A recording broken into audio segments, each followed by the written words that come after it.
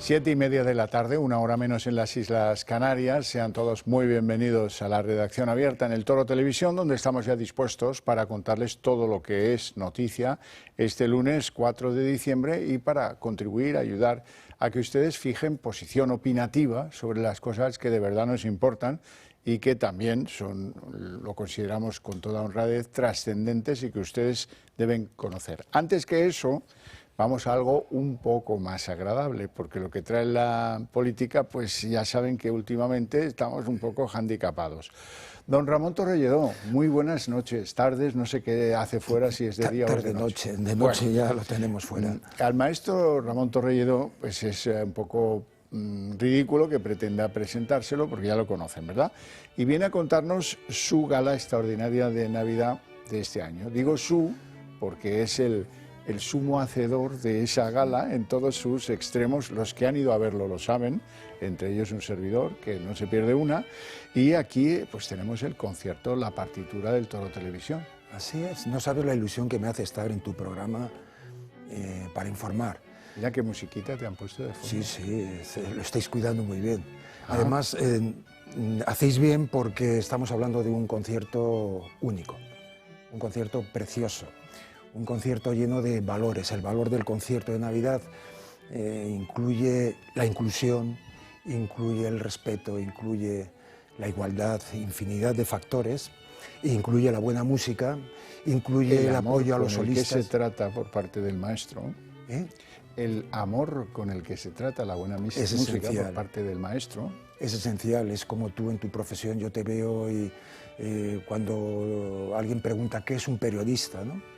Pues es mirarte, observarte y esa es la cosa. Hay que dar el alma. Vamos, que no me sonrojes, vamos a la gala extraordinaria que tendrá lugar el sábado 23 de diciembre a las 12 de la mañana en el lugar habitual, la sala cámara del Auditorio Nacional de Música de Madrid. Así es. Fíjate qué bonito, un matinal, un concierto de familia. Sí. El otro día por la calle una mamá me preguntaba, tengo un hijo de 8 años, 9 años, ¿tú crees que puede ir al concierto? Por favor. Es un concierto de familia, para todos los públicos, para gente de 0 años a 100 años, porque la música abarca muchos géneros, muchos estilos, muchos caracteres y gusta a todo el mundo y es lo más bello de la historia de la música. Algunas de las páginas, no nos da tiempo a todas, pero algunas de las páginas más bellas y encima la gente va a poder ver y escuchar a músicos con talento únicos. Uno está en Berlín, el otro está en París, en fin, hay mucha casuística y un concierto maravilloso de amigos de la partitura y de gente que le gusta la música. Y además el maestro Torrelledó hace que lo que para un chaval de 8, de 10, de 12 años, pues un concierto es como, duro, ¿no? Hacerlo en clave de emocionar, de empatizar y de hacer que te sigan hasta los que no tienen contacto con la música clásica. Así es una pena que la gente de la música clásica estemos siempre asociados a cierta caspa, a cierta cosa del pasado. Qué gran confusión. El asunto de la música, no solo de la vida en general, no es el qué, sino el cómo. Y yo creo que el formato de concierto que presentamos está lleno de características estimulantes, muy estimulantes, que hace que la gente acceda a la música clásica sin prejuicio, y al escucharla de la forma que la presentamos, la gente de momento dice, ¡qué maravilla! Pues esto es música clásica. Esto es música clásica. El formato es esencial, no es el qué y es el cómo. Y este concierto es un cómo cargado de estímulo para todo el mundo. Con mucha emoción. Con muchísima emoción. Pasión, tened en cuenta que yo cuando doy un concierto, desde el momento ya desde los ensayos, me desnudo. Cuando uno da todo lo que puede, que es el 100%, ya no puede pedir más. Y eso seguro que se transmite. Al final, la música es el lenguaje de comunicación más directo que existe, y cuando lo haces desde un formato de comunicación, que ese es desde la interioridad, desde la mismidad, desde la profundidad, la gente, no hay persona humana que no reciba ese mensaje. Te cuento un secreto. O dos. El año pasado yo me equivoqué de hora. Bueno. Y llegué al lugar del concierto a las 10 de la mañana. cuando llegué a las 10 de la mañana había muchísima gente fuera esperando y no se habían equivocado de hora, es que no querían, vamos, perderse ni la entrada de algunos, yo no sé por dónde entran los maestros, pero esperaban allí con un interés increíble. Qué bonito. Vamos a ello. Algunos ya han estado en los conciertos de Navidad, otros a lo mejor pues están teniendo ahora la apetencia. ¿Ya se pueden conseguir las entradas? En el Corte Inglés, y es un mecanismo muy sencillo, además es una empresa que lo tiene todo muy agilizado y nada, creo que en pantalla está apareciendo el número de teléfonos, llamar y adquirir la localidad. Quiero 3 entradas y ya, las quiero aquí o allá o donde sea.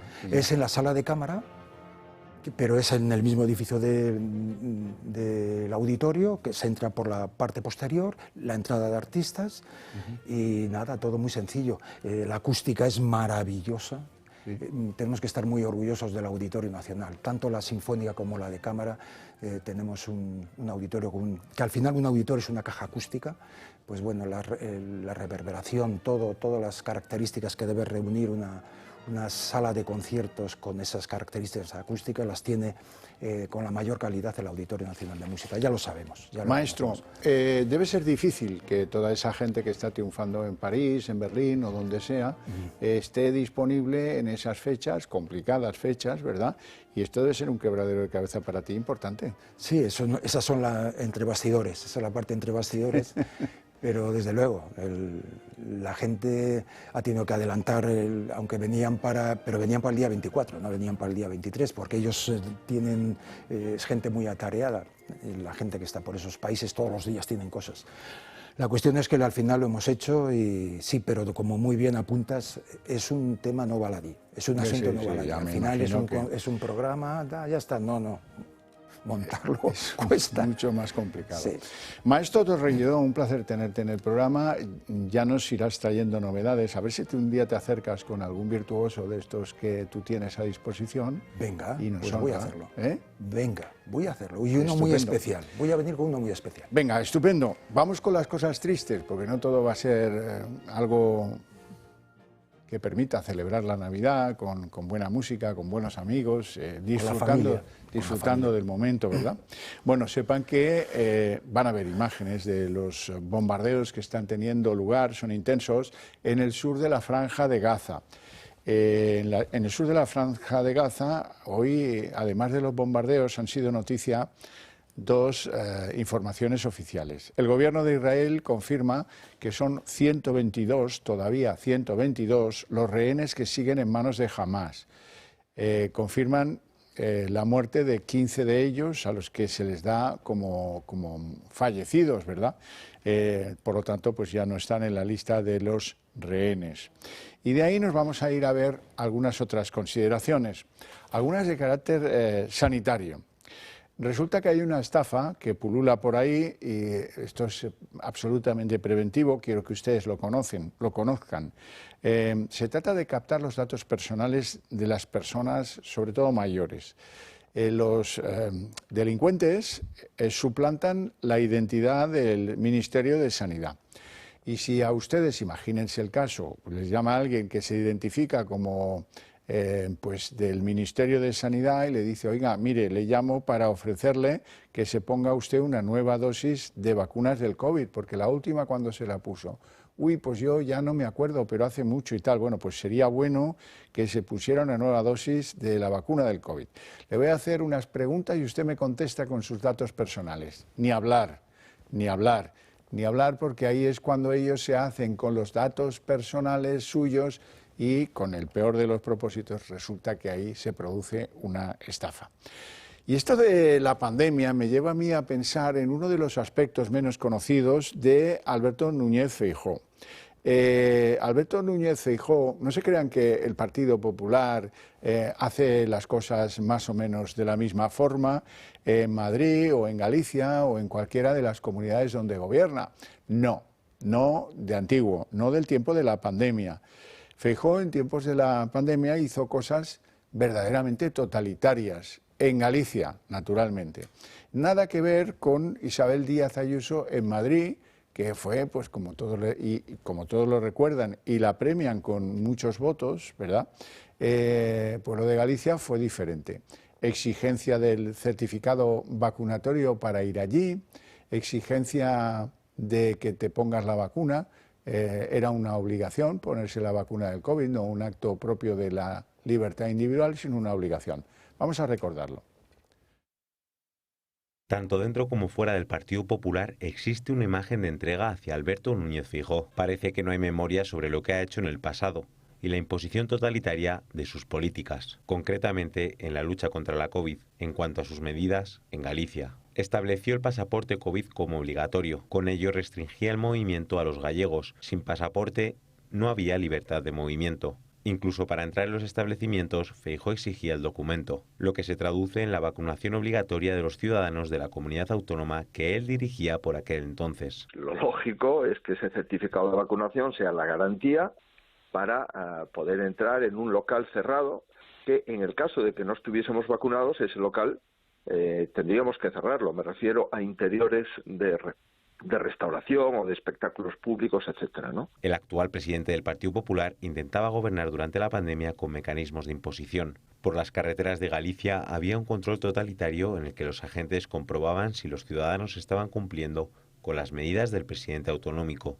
Mientras tanto, Madrid estaba en primera línea contra la COVID-19 en cuanto a la toma de decisiones y avances. El Partido Popular no era uniforme en políticas sanitarias. Entre los dirigentes había una pluralidad en la gestión, incluso críticas entre ellos. Feijóo reniega de la gestión de la pandemia de Ayuso al no considerarla responsable. El expresidente gallego fomentó una ley de pandemias que no tuvo efecto en el Congreso de los Diputados. Los populares gallegos sí que modificaron la Ley de Salud gallega. Algunos artículos fueron tumbados por el Tribunal Constitucional, como el de la vacunación obligatoria. Galicia fue la única comunidad que mantuvo restricciones hasta abril de 2022. Las prorrogó hasta el día 9, tanto la obligación del certificado COVID para visitas a hospitales y residencias como la limitación de comensales por mesa en hostelería. Y todo ello con Alberto Núñez Feijóo al frente. Bueno, por acabar con el asunto sanitario, hay una crisis de medicamentos. El Gobierno reconoce que faltan al menos 209 fármacos que no tienen sustituto posible en lo que está autorizado su venta en España.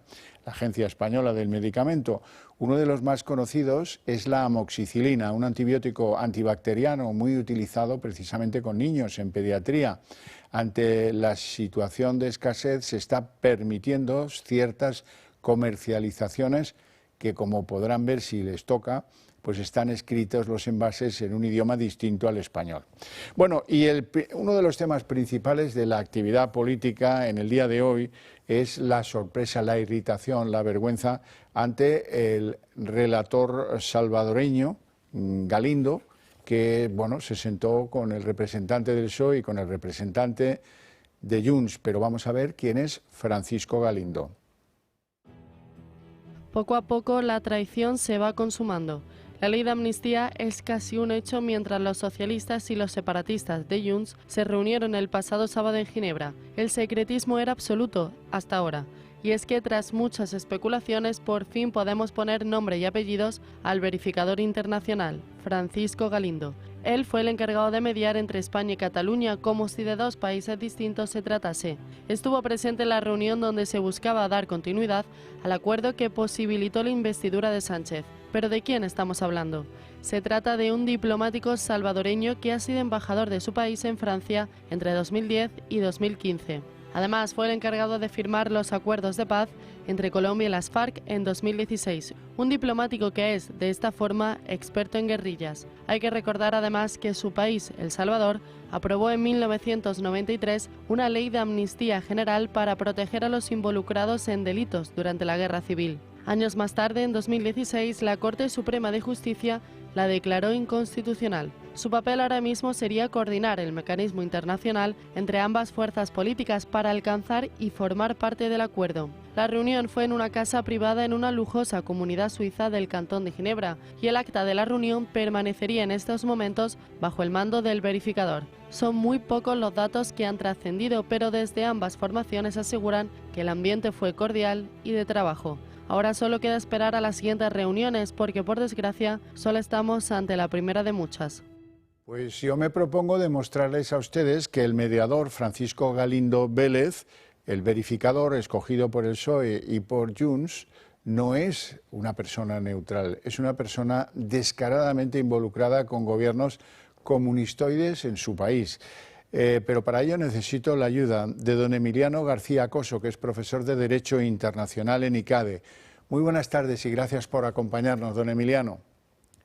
Buenas tardes y muchas gracias por la invitación a participar en este programa. Bueno, El Salvador es un país que seguimos, incluso los informadores, muy de tanto en tanto, pero bueno, a los expertos no pasa desapercibido, no les ha pasado desapercibido que los dos momentos estelares de la historia de Francisco Galindo Vélez van asociados a presidentes como Funes o Sánchez Cerén, que son los que le nombraron embajador en París y en Bogotá, y que esos señores, esos presidentes de El Salvador, ambos del FMLN, hoy están condenados en su país, en El Salvador, son prófugos y refugiados en el nada neutral Estado de Nicaragua. Cuéntenos, ¿eso es así? Sí, está claro que el perfil del diplomático está conectado con el Frente Farabundo Martí y con todo el proceso llevado a cabo en El Salvador después de las guerras civiles que se extendió del 79 al 92. Y lo más importante es quizás lo que haya señalado, que una vez más Puigdemont y los separatistas han conseguido situar a Cataluña en un nivel de Estado, tratando de introducir la figura de mediación internacional en un contexto internacional como si se tratase de un conflicto entre dos Estados, que eso es inaceptable desde el punto de vista de la situación en España y de la situación también desde el punto de vista constitucional. Por lo tanto, pues está claramente condicionada su función de mediación y lo único que hará será poner de manifiesto un conflicto que no es entre dos Estados. Si yo dijera, que no lo digo, pero se lo someto a su criterio. Si yo dijera que el mediador Francisco Galindo Vélez es de cuerda comunista, ¿estaría en lo cierto? Sí, digamos que siempre ha estado colaborando con gobiernos de corte de izquierdas y su papel o su condición de diplomático pues acredita que ha defendido los intereses de un país que ha estado gobernado por los comunistas y últimamente muy relacionado con Nicaragua. Entonces, efectivamente, su objetividad puede ponerse en entredicho, pero bueno, en este caso, Junts parece ser que está más interesado no tanto en su corte ideológico como en su corte de transmitir a la comunidad internacional que en España se persigue a Cataluña y que se ha perseguido a los dirigentes catalanes que hicieron el referéndum ilegal. Desde un punto de vista de experiencia personal, este mediador, Francisco Galindo Vélez, es un hombre que ha actuado en conflictos armados de grupos insurgentes pues, en su país. También lo hizo pues, cuando llegaron a un acuerdo en Colombia, actuó intensamente en ello, pero no tiene experiencia en rivalidades de carácter político o en asuntos derivados de haber intentado dar un golpe de España a España, siendo los secesionistas pues parte de ella. Sí, totalmente. Es decir, creo que hay muchos profesionales en el ámbito internacional que ejercerían la labor de una forma mucho más profesional, con experiencias en conflictos, en situaciones internas, que en el fondo esto no es un conflicto, es una situación interna derivada no del Estado, sino de los separatistas catalanes, que fueron los que llevaron hasta el extremo sus deseos de independencia. Entonces, evidentemente, yo creo que esto es un poco una cortina de humo en un intento de volver a internacionalizar un conflicto que ni es internacional ni es conflicto, sino que tiene que ser solucionado en el contexto del marco constitucional español, que para eso no lo hemos dotado todos. El señor Galindo tiene otro inconveniente desde mi punto de vista, y es que no ha vivido en España ni antes, ni durante, ni después del intento de golpe de Estado, lo cual también es un hándicap. Sí, no conoce ni la situación ni la perspectiva, ni de dónde venimos, ni cómo se ha gestado todo este proceso. Y como acaba usted de señalar, pues el hecho de que haya participado en unas en unas conversaciones de paz en el conflicto entre las FARC y Colombia, pues tampoco ayuda, porque es que no tenemos nada que ver con ninguna de este conflicto entre las FARC y Colombia, ni en ninguna otra situación diplomática en la que haya intervenido. Por lo tanto, sorprende su nombramiento, sorprende que no hayan elegido a otros mediadores, aunque queda por ver quién participará adicionalmente, porque supuestamente iba a haber 4 mediadores, y por lo tanto nos queda por saber al menos 2 de las personas que intervendrán en estas conversaciones que nunca se deberían haber producido en un contexto internacional. Desde luego. Don Emiliano García Coso, un placer enorme tenerle en el programa. Le mando un fuerte abrazo y le deseo una feliz tarde. Igualmente, muchas gracias. Un abrazo. Creo que ha quedado bastante claro de qué pie cojea Francisco Galindo Vélez, el verificador escogido por el PSOE y por Junts. Este hombre, pues sí, es verdad que hizo toda su carrera diplomática en ACNUR, que es el centro de refugiados de la ONU, y pues con esos 2 periodos de hacer de embajador de su país en París y en Bogotá, dependiendo siempre de nombramientos de los presidentes que les he contado antes, Funes y Sánchez Cerén, ambos 2 del Frente Farabundo Martí, ambos 2 condenados en El Salvador, ambos 2 prófugos de la justicia salvadoreña y ambos 2 sospechosamente refugiados en el régimen comunista de Nicaragua. Así es que a partir de ahora ya creo que después de la sorpresa inicial sabemos en quién han confiado esto de la condición de verificador, en el tipo Francisco Galindo Vélez, que ha quedado yo creo que suficientemente retratado. Bueno, vamos a continuar con otro asunto y doy la bienvenida ya al estudio a don José María Figaredo. ¿Qué tal? ¿Cómo estamos? Todo en orden, Javier. ¿Vosotros Pues sí, qué tal? Un portavoz adjunto de Vox en el Congreso, presidente de Vox en Asturias. Yo le quiero preguntar varias cosas a propósito de lo que está pasando en la política española, que tiene que ver con Vox y su relación con el Partido Popular. Empecemos por ahí, si le parece.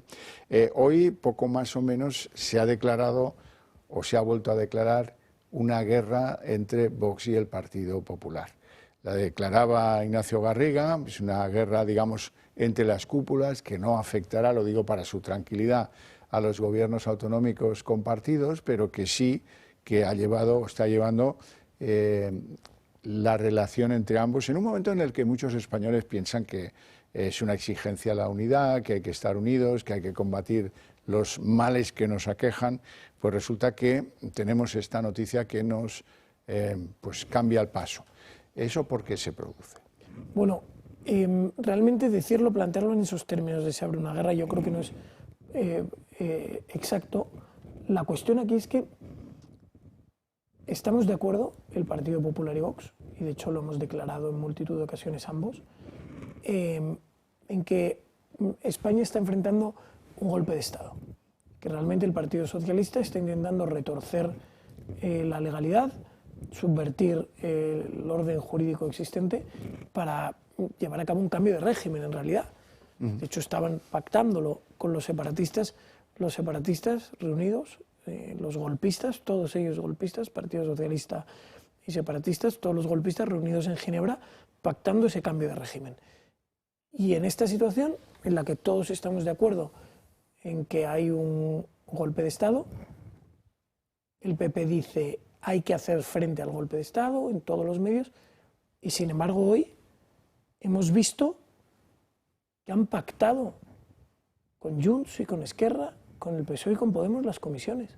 Las comisiones del Congreso de los Diputados.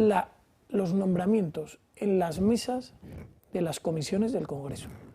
Eso impacta, es una cuestión económica y un pequeño ámbito de poder en esa comisión y demás. Pues lo han pactado.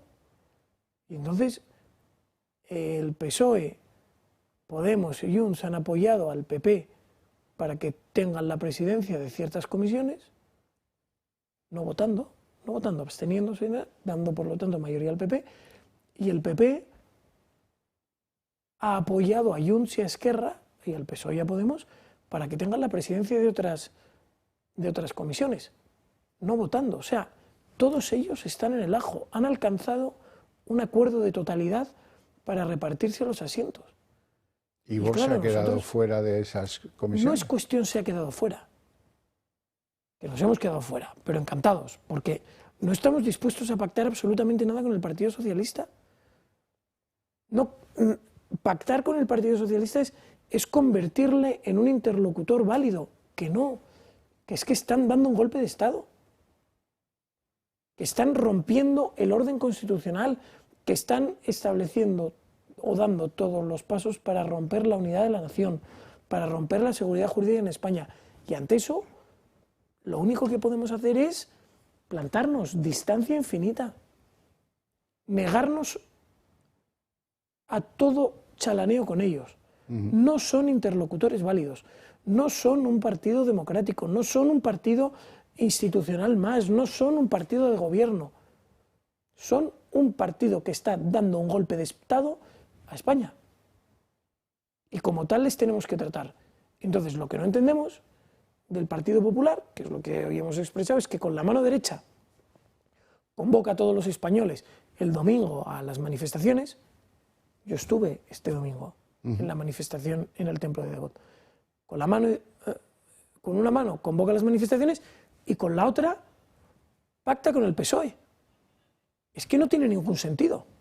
Y entonces por eso lo que hemos dicho es que esto no tiene ninguna razón de ser, que lo observamos con perplejidad y que nosotros les pedimos a los del PP que organizásemos entre ambos un frente común contra el golpe, que fuésemos a una en los tribunales, a una en las instituciones y a una en la calle.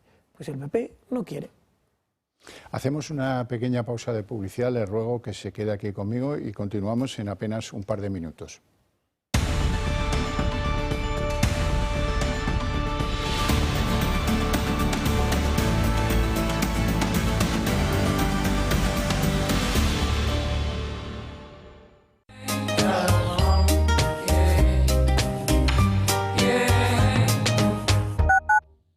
¿No aportas algún tipo de trabajo real? ¿Alguna experiencia con niños? Acabo de terminar la carrera y no se ha dado la oportunidad. Ya, entiendo.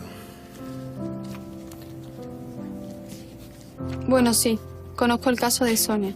Un caso como el de otras muchas chicas que tienen que dejar de ser niñas demasiado pronto. Sonia se volcó en los estudios, pero con demasiada autoexigencia en el colegio y en casa demasiada responsabilidad. La acompañamos durante toda su vida escolar, trabajando su autoestima para que pudiera terminar sus estudios. ¿Y qué fue de esa niña? Bueno, pues hoy está aquí sentada, dando las gracias por toda la ayuda y preparada para ayudar a que chicas como ella, a pesar de todo, puedan sonreír a la vida. Bueno, Sonia, estamos en contacto. Muy bien. ¿Puedo abrazarte ya? Yo creo que sí, ¿no?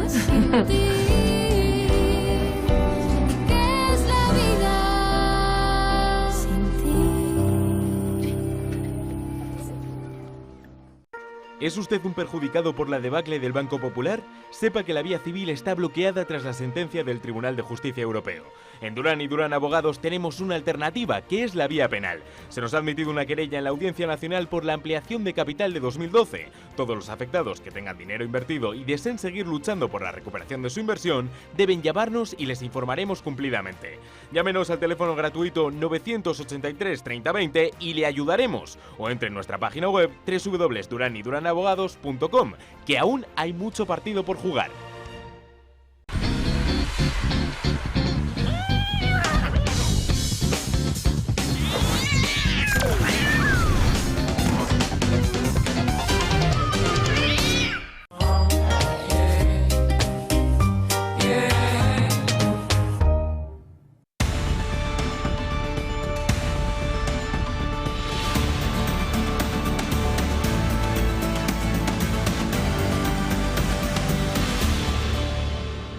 Quiero felicitar al Grupo Alimentario El Pozo, porque Juan Pedro Florido, el director de operaciones del Pozo Alimentación, reconocido como el mejor analista del mercado porcino español de la última década, ha sido nombrado Alameño del Año. Juan Pedro Florido ha sido nombrado Alameño del Año por su contribución al sector porcino español. En concreto, Florido ha sido reconocido como el mejor analista de este mercado en la última década. Florido es una de las personas más representativas e influyentes en la industria ganadera porcina europea, por su experiencia y conocimiento del mercado del cerdo de capa blanca. Conciliador por excelencia y persona de reconocida capacidad para alcanzar acuerdos positivos para las partes implicadas. Florido es el profesional más laureado por su consecución de aciertos y conocimientos del mercado porcino. Pues desde aquí mi enhorabuena para el señor Florido. Bueno, don José María Figaredo, estábamos en que esto no tiene arreglo, ¿no? Si uno prefiere el chalaneo, el repartir el pastel, la moqueta y las tradiciones del bipartidismo más tradicional, va a ser muy difícil conseguir una unidad de acción en las calles, en los tribunales, como usted nos decía, en el Congreso, etcétera, etcétera. Eso va a ser muy complicado, porque al final, es que es muy duro decirlo, pero la sensación es que no quieren ser oposición. Que en el fondo el Partido Popular está en el bipartidismo, que considera que esto es ya una etapa más, que el golpe de Estado ya pasó y que hay que pasar página y seguir adelante como si nada hubiera sucedido. Pues bueno, nosotros creemos que no, creemos que hay que hacerle una oposición al gobierno frontal, y lo que queremos es que quien no quiera hacer esa oposición, que al menos se aparte y no moleste. Porque lo que no puede ser es que se engañe a la población diciendo no, haremos un frente, lucharemos, no es la hora de los partidos, cuando todo es mentira. Ellos están en su bipartidismo, en su historia, en repartirse los cargos, y en el fondo consideran que el PSOE es un interlocutor perfectamente válido, que simplemente ha cometido un pequeño error puntual, pero que es un partido de Estado, un partido... Eso es lo que creen. Y ese es el problema. Ese es el problema, porque lo que tenemos que evitar a toda costa es que se normalice el golpe. Tenemos que entender que se está perpetrando un golpe de Estado, que están atacando a la soberanía nacional, que están atacando a la unidad de España, y que en definitiva no lo podemos tolerar, ni ahora ni dentro de 9 meses, cuando hayan sucedido 10 escándalos por el medio que nos intenten hacer olvidar. Entonces tenemos que hacer un frente constante de oposición, tenaz, constante y sistemática contra el golpe de Estado. A la vista de todo eso, en el siguiente escenario, que es el escenario del Senado, donde llegará la ley que, hija del rodillo parlamentario, va a salir del Congreso, y ahí vamos a encontrarnos de nuevo pues que su estrategia de que no se permita la entrada de la ley, no se tramite, va a chocar con la estrategia del Partido Popular, que la va a admitir a trámite y la va a demorar, sí, eso sí, pero no va a cuestionar que se tramite la ley. Eso es. Ese parece que es el escenario al que nos enfrentamos, cuando en realidad el Partido Popular tiene una opción muy clara, que es, aferrándose al artículo 36.1c del reglamento del Senado, no tramitar la ley de amnistía por ser manifiestamente inconstitucional. Esto abriría un conflicto institucional que está previsto en la ley orgánica del Tribunal Constitucional, que el Congreso, en caso de estar en desacuerdo, podría elevar al Tribunal Constitucional para que resolviese. Un conflicto institucional. ¿Quieren que el Senado está obligado a resolver o no? Eso lo podría decir el Tribunal Constitucional. Existe esa opción. El PP tiene esa opción encima de la mesa. Y lo que decimos, Vox está con la mano tendida para conseguir esa unidad de acción frontal contra el gobierno.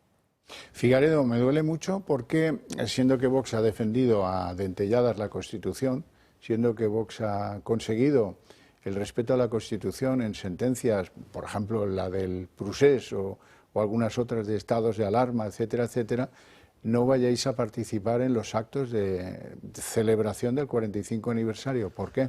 Bueno, es que es como ir a una celebración con un pirómano, ¿sabes? A la resiembra de un bosque o la reforestación de un bosque con un pirómano, con el pirómano que provocó el incendio. Es que el PSOE está intentando destruir la Constitución española. Es que la están atacando frontalmente. Están tratando de trocear la soberanía nacional. Y entonces con estos tipos vamos a ir a un acto de celebración de la Constitución. Un acto que es una falsedad absoluta. Absoluta, pero es como ir con los etarras a los actos de todas las víctimas. No, oiga, aquí hay unos que son los verdugos, que eso es lo que tienen que estar es en el banquillo de los acusados. Y habrá quienes defiendan la Constitución, y esos que celebren, pero el Partido Socialista, Junts y Esquerra, donde deberían estar es en el banquillo de los acusados por el ataque frontal y el daño probablemente irreparable que están causando a la Constitución. Entonces, con estos señores no se puede ir a celebrar la Constitución. Bueno, pues solo nos va quedando la calle, ¿eh? Eso está claro también, ¿no? Bueno, la calle, instituciones y tribunales. Hay que estar en todos los frentes y no desfallecer en ninguno de ellos. Y siempre, siempre, siempre habrá que seguir luchando y peleando, cada cual en la esfera de capacidad y de alcance que tenga. Cada uno en nuestras casas, en las calles, en nuestros trabajos, en los tribunales, en las instituciones, en los concejales, en los ayuntamientos, todo. Existen muchas opciones para luchar y tenemos que seguir luchando. Bueno, pero a nivel parlamentario, en el Congreso muy poca cosa se puede hacer. Bueno, se puede hacer, pero se puede elevar la voz. Se puede hacer llegar la voz a los españoles. El Congreso al final es una vía para entrar en las casas de los españoles magnífica y es lo que tendremos que hacer. Siendo Vox la única oposición al golpe de Estado. ¿Capacidades de presentación de iniciativas en el Constitucional ya no tenéis? No, no tenemos, pero bueno, ahora lo que vamos a tener es que en todos aquellos procesos judiciales en los que estamos personados, que son bastantes, frente a los golpistas, tendremos la opción de presentar una cuestión de inconstitucionalidad para el caso de que se quiera aplicar en esos asuntos la amnistía. Ya saben ustedes que ahora, aunque se llegue a aprobar la amnistía, será en cada procedimiento judicial concreto en el cual deberá solicitarse la aplicabilidad de esta ley de amnistía para que los encausados en ese proceso sean efectivamente amnistiados. Entonces Vox lo que puede hacer es solicitar eso, cuestiones de inconstitucionalidad en esos procedimientos para que sea el Tribunal Constitucional quien resuelva en cada uno de ellos, con efectos suspensivos. Y luego nos queda Ferraz. Ferraz y la pelea constante, cotidiana. Aquí hay mucha gente que nos ve de fuera de Madrid, que nos escribe y nos dice ole, porque están ahí cada día peleando con 1000 avatares, todos muy complicados, pero allí siguen insistiendo y dando la cara. Así es. Ayer estuve en Ferraz, precisamente, y bueno, un grupo nutrido de personas, además en ambos extremos de la calle, ya saben ustedes que cortan la calle, se arremolinó gente en ambos extremos, entonces bueno, es que hay mucha gente que sigue peleando con mucho tesón y lo que tenemos que hacer es, bueno, apoyar a todo aquel que proteste pacífica y vehementemente, apoyarle, pero ciegamente, y en eso estamos. Sin buscar diferencias, ni Nada. Es que no le conozco, es no, que esto habrá es... quien tenga una opinión, habrá quien tenga otra, pero en la lucha contra el golpe de Estado debemos estar todos unidos. Es una pena porque, perdonen la digresión histórica, ¿no? Pero en España fue el país donde se inventaron las juntas locales, las juntas provinciales, las juntas nacionales. Eso se hizo en una situación un poco más complicada que la de ahora, y eso dio lugar pues, a las Cortes Constituyentes de Cádiz, y eso dio lugar a un país que se articuló en base... No tenían grandes alianzas, eran la gente de la calle que se organizó, y es una pena que, siendo el país que puede acreditar eso en su historia, ahora no seamos capaces de hilvanar una resistencia conjunta a esto, que sin duda es un golpe de Estado y sin duda persigue destruir nuestro ámbito de convivencia, que es la Constitución. Así es, bueno, pero es que es verdad que ahora, como también había entonces, hay unos gobernantes que tratan de disolver y anular y enfriar todo ámbito de resistencia. Entonces, contra eso tenemos que luchar también. José María Figaredo, un placer enorme tenerte en el programa. Ánimo, suerte y al toro, como suele decirse, ¿eh? Muchísimas gracias. que nos queda mucha tela. Muchas gracias. Bueno, gracias a las nuestras por tenerte aquí. Quiero hablaros del Club de Amigos porque ya sabéis, si habéis decidido que esta es vuestra cadena de televisión para informaros de lo que pasa y para organizar vuestras opiniones respecto de los temas más candentes, pues os ruego que participéis echándonos una mano en el terreno financiero. Bueno, eso es un poco grandilocuente. Lo que os pido es que mandéis SMS al número 28088. Eso ya os digo que os va a costar algo que no arruina a nadie, 1,20 €. Menos de lo que os costaría invitarme a mí a un café si me encontráis por la calle. Pero eso nos ayuda y sobre todo sentimos el apoyo de toda nuestra audiencia. Deciros que una vez producido ya el pasado viernes la cena navideña del Club de Amigos en Valencia, el día 14 de diciembre se va a celebrar a las 9 de la noche la cena en el restaurante Iyumbe de la Castellana de Madrid, la cena del Club de Amigos del Toro Televisión, que, bueno, no sé cómo estará de reservas, me parece que estará a punto de ser de lista de espera. Me dicen que tendríais que soportar, pero vale la pena, ¿eh? Vale, yo me pondría en lista de espera por si falla alguien y ir y estar con nosotros, porque os digo de verdad que merece la pena. Si queréis lotería, si queréis compartir la suerte, dicen que la suerte es loca y a quien quiere, le toca. Si quiere que nos toque a nosotros, pues podéis participar con 1/10 del número que juega esta casa, 61-241. Y anunciaros también algunos actos culturales muy interesantes. Por ejemplo, el martes 12 de diciembre, conferencia muy relevante de Miguel Ángel Quintana Paz, con un título muy provocativo: Ser católico incluso si no crees en Dios. Se puede seguir por videoconferencia o presencial, como deseéis. El miércoles 13 de diciembre cerramos con Mar Cristóbal sus paseos por Madrid. A las 11 de la mañana está dispuesta a enseñárnoslo todo del Madrid de los Austrias. No podéis faltar porque es una oportunidad única. Y añado, el martes 19 de diciembre, Paco Huertas nos acompañará para descubrir matices y curiosidades de una enorme cantidad de tradiciones singulares navideñas que se conservan en España. También es de forma presencial y se puede seguir por Zoom, o sea, por videoconferencia, para los que no vivan en Madrid o para los que ese día pues a lo mejor están enfermos o no les va bien o lo que sea. Está eso a disposición de todos ustedes. Hacemos una pausa y volvemos enseguida.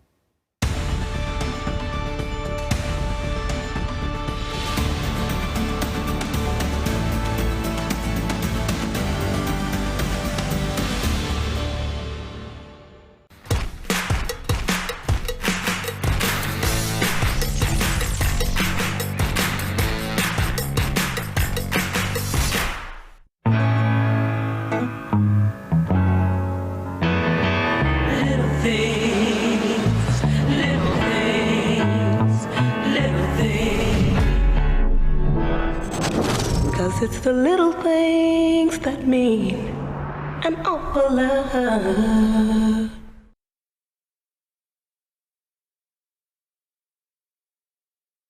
Sí. Oye, Antonio. Hombre, Emilio. ¿Estás en casa? Sí. Me paso a verte. Tendrás jamón, ¿no? El jamón sí, el de siempre, sí. José, ¿me lo envuelves? Hombre, Emilio Gutiérrez estaba. Venga, no me va a decir el chaval. ¿Se refiere a mí? ¿Qué haces aquí? Por si cortabas el jamón. Perdonad, ¿me puedo hacer una foto? Sí, claro. Perfecta. Para mí que no se ha cortado. Como unas lascas de legado ibérico. Esta es de una Hanfluencer. El legado ibérico del Pozo. Siempre sale bueno. Cultivado en el regadío de Lodosa, Navarra, bajo la indicación geográfica protegida Espárrago de Navarra, este producto se ha convertido en la auténtica joya de la huerta de Conservas Perón. Seleccionan y clasifican los espárragos nada más haber sido recolectados. A continuación, se pelan mediante maquinaria o a mano y se cortan por el tallo con el fin de igualar su tamaño. Se escaldan mediante inmersión en agua caliente y tras un enfriado rápido, se clasifican los espárragos de las mismas características y se pasa al envasado. Gracias a su blancura, su textura suave y su delicioso sabor, el espárrago de Conservas Perón se ha convertido en uno de los productos más valorados de toda la geografía nacional.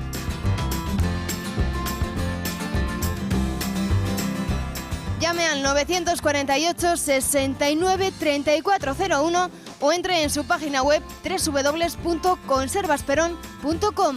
Conservas Perón, de la mata a la lata. Perdonad, ¿me puedo hacer una foto? Sí, claro. Perfecta. Para mí que no se ha cortado. Esta es de una Hanfluencer. Legado ibérico del Pozo. Siempre sale bueno.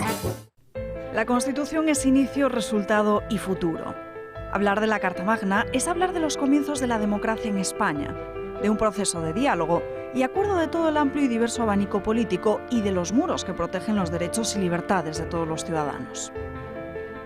Con Rafael Rodrigo, Carlos Berbel, Rafael Murillo, José Manuel García Margallo, analizaremos el texto por el que rige nuestro Estado de Derecho y Bienestar, cuándo llegó a convertirse en una realidad, cómo y por qué en el programa especial de la Constitución.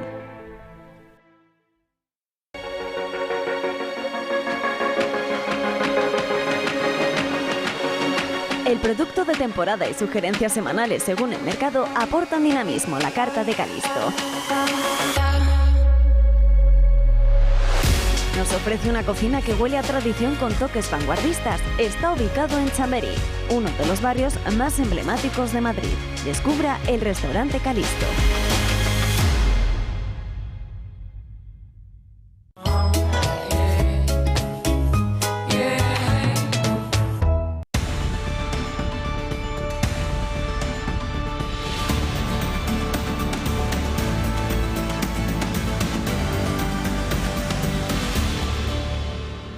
Antes de abrir la mesa de análisis político, tengo que contaros una noticia bastante desagradable. Parece que el CNI, el Centro Nacional de Inteligencia, nuestros espías, los espías de España, han denunciado ante los tribunales a dos de sus hombres, a dos agentes de la inteligencia española, porque, según parece, hay un secreto sumarial plano, brutal sobre todo esto, por razones obvias, ¿verdad? Pero los cazaron pasándole información estratégica, información del CNI, no sé si muy o menos estratégica, a los servicios de inteligencia de Estados Unidos. Me imagino que a la CIA, no sé si alguna otra agencia, hay varias agencias de inteligencia en Estados Unidos. La cuestión es que en el juzgado estas dos personas detenidas han pasado a disposición del juzgado. En el juzgado han decretado que uno de ellos ingrese de forma inmediata en prisión y al otro se le han aplicado unas medidas de carácter preventivo, retirada de pasaporte, comparecencia no sé cada cuántos días, etcétera. Las típicas medidas cautelares que se aplican sobre alguien al que le puede caer una pena de más de 6 años de cárcel si se acaba confirmando que, como sospechaba o como ha sospechado o ha acreditado el Centro Nacional de Inteligencia, estaba filtrando información estratégica a servicios extranjeros. Eso, bueno, pues va desde el llegar a imputarles un delito de traición a muchos otros delitos contra la seguridad de España. Además de eso, esta noticia abre un conflicto diplomático, lo que nos faltaba. Ya tenemos, con este Sánchez nos abre cada zanja impresionante. Pero es verdad que esto abre un conflicto con Estados Unidos. Estados Unidos tiene una relación institucional importante y buena con España, pero desde luego no es propio que sus agencias de inteligencia compren información a agentes españoles. La compren o la negocien o la transen de la manera que no necesariamente tiene que ser el dinero lo que fije los objetos de intercambio, ¿verdad? Bueno, pues antes hemos visto quién es el mediador, este salvadoreño Francisco Galindo Vélez, y ahora vamos a ver algo de pues las polémicas generadas en el mundo político español a partir de conocer la reunión del sábado entre los mediadores españoles, el salvadoreño y los independentistas secesionistas catalanes. Entre otras cosas, ¿saben lo que es el argumentario? Yo, si no, se lo cuento encantado. El argumentario es algo que te llega si eres diputado, si eres senador, si eres ministro, si eres presidente del gobierno. Es lo que los gurús de la información política de tu partido fijan posiciones para que tú, si te pregunta alguien de los medios de comunicación, digas exactamente lo mismo. Eso es lo que produce extrañas, curiosísimas expresiones que se repiten el mismo día en boca de diferentes ministros o de portavoces parlamentarios que usan incluso las mismas palabras, de ahí que sea bastante fácil detectar esto del argumentario. Bueno, el argumentario de hoy, por lo visto, con el presidente del gobierno en la cadena SER muy temprano en la mañana, el argumentario incluía, pues ahora vamos a ir a contar a todo el mundo que Aznar también se entrevistó en Ginebra con la ETA.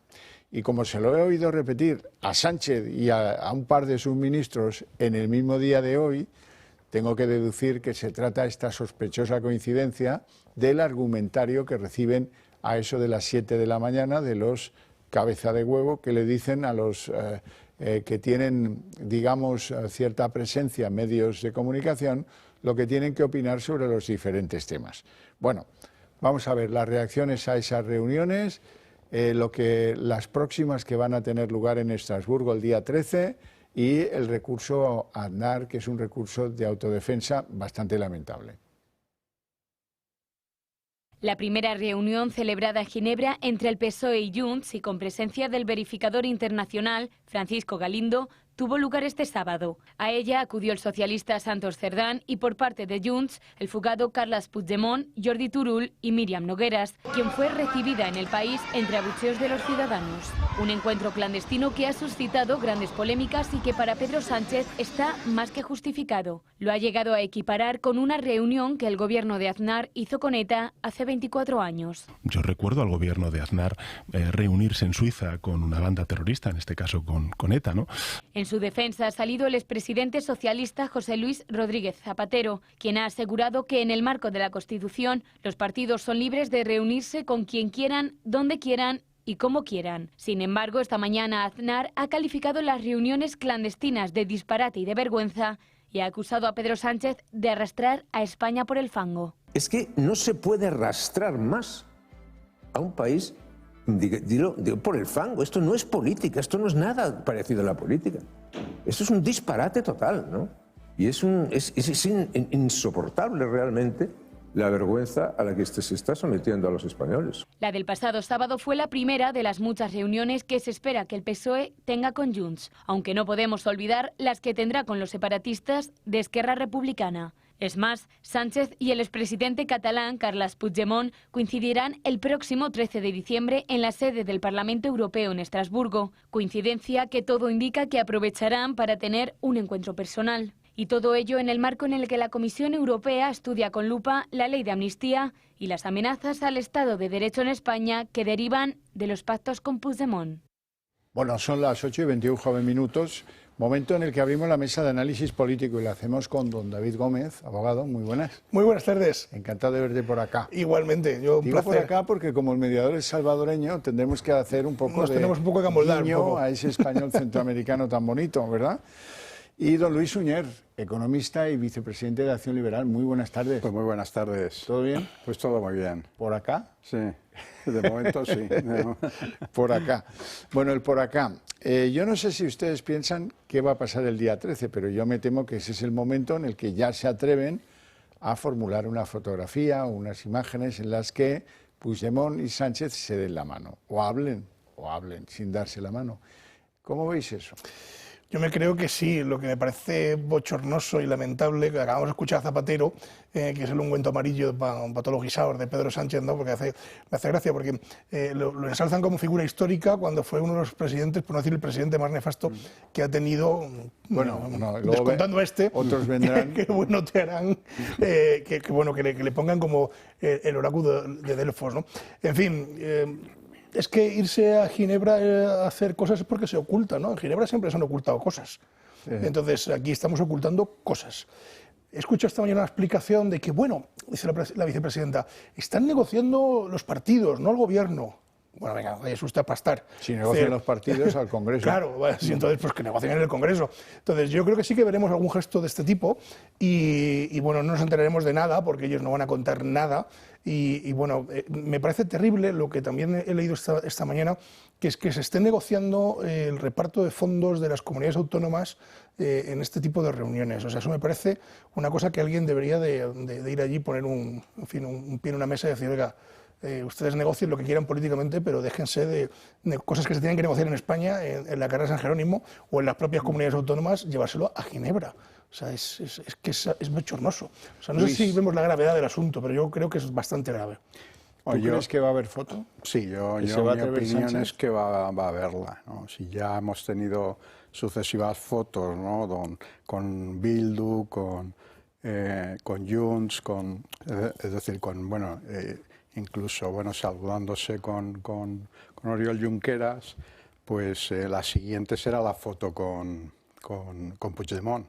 Ahora, yo creo que esta va a ser una foto más espectacular, ¿no? Es decir, en un país extranjero, como si fueran dos mandatarios de países diferentes, en fin, con una parafernalia un poquito diferente. Incluso me pregunto quién será quien espere a quién, ¿no? Es decir, si te das cuenta, Luis, ya van preparando el relato, porque con lo que ha dicho Pedro Sánchez hoy, bueno, es que este señor, o sea, hay algunos que trabajan fuera, ¿no? Trabajan en otro país, pero que no se olvide usted que los que trabajan en otro país son eurodiputados del gobierno, de España, ¿no? Del Reino de España, con lo cual, es decir, es todo terrible. Están preparando el relato, no sé si habéis dado cuenta, durante estos días están preparando, venga a preparar relato, para que la gente le empiece a quitar hierro al asunto y empezamos a decir, bueno, esto de la amnistía tampoco es tan malo, tal. Es decir, están dándole gotitas en todos los medios de comunicación para intentar edulcorar y blanquear el relato. Lo de hoy a mí me ha parecido ofensivo que salga este tipo en una entrevista amiga en la cadena SER y diga que, oiga, que también vino a hablar Aznar aquí a Ginebra con la ETA. Aznar no. Alguien, en todo caso, que envió a Aznar, ¿no? Pero bueno. Sí, no es comparable. No es comparable una cosa con la otra, vamos, ni muchísimo menos. O sea, ni siquiera en derecho es comparable las cosas, pues en este caso mucho menos. Es decir, ¿para qué hacen este tipo de relatos? ¿Por qué entremezclan este tipo de cosas? Para ganar la batalla del relato, es decir, para meternos en la bola que, bueno, esto no es tan malo realmente, hay que perdonar, ¿no? Yo escuchaba otro día en una entrevista a una señora farmacéutica catalana que decía, bueno, es que los políticos catalanes tienen que regresar, no sé qué, es decir, cala, lo que llamamos lluvia fina va calando, pero esto no deja ser otra cosa que blanquear para que este señor sea presidente del gobierno, pues tengamos que arrastrar por el fango, que lo ha definido perfectamente José María Aznar, a todos los españoles y al conjunto del Estado y a todas las instituciones, ¿no?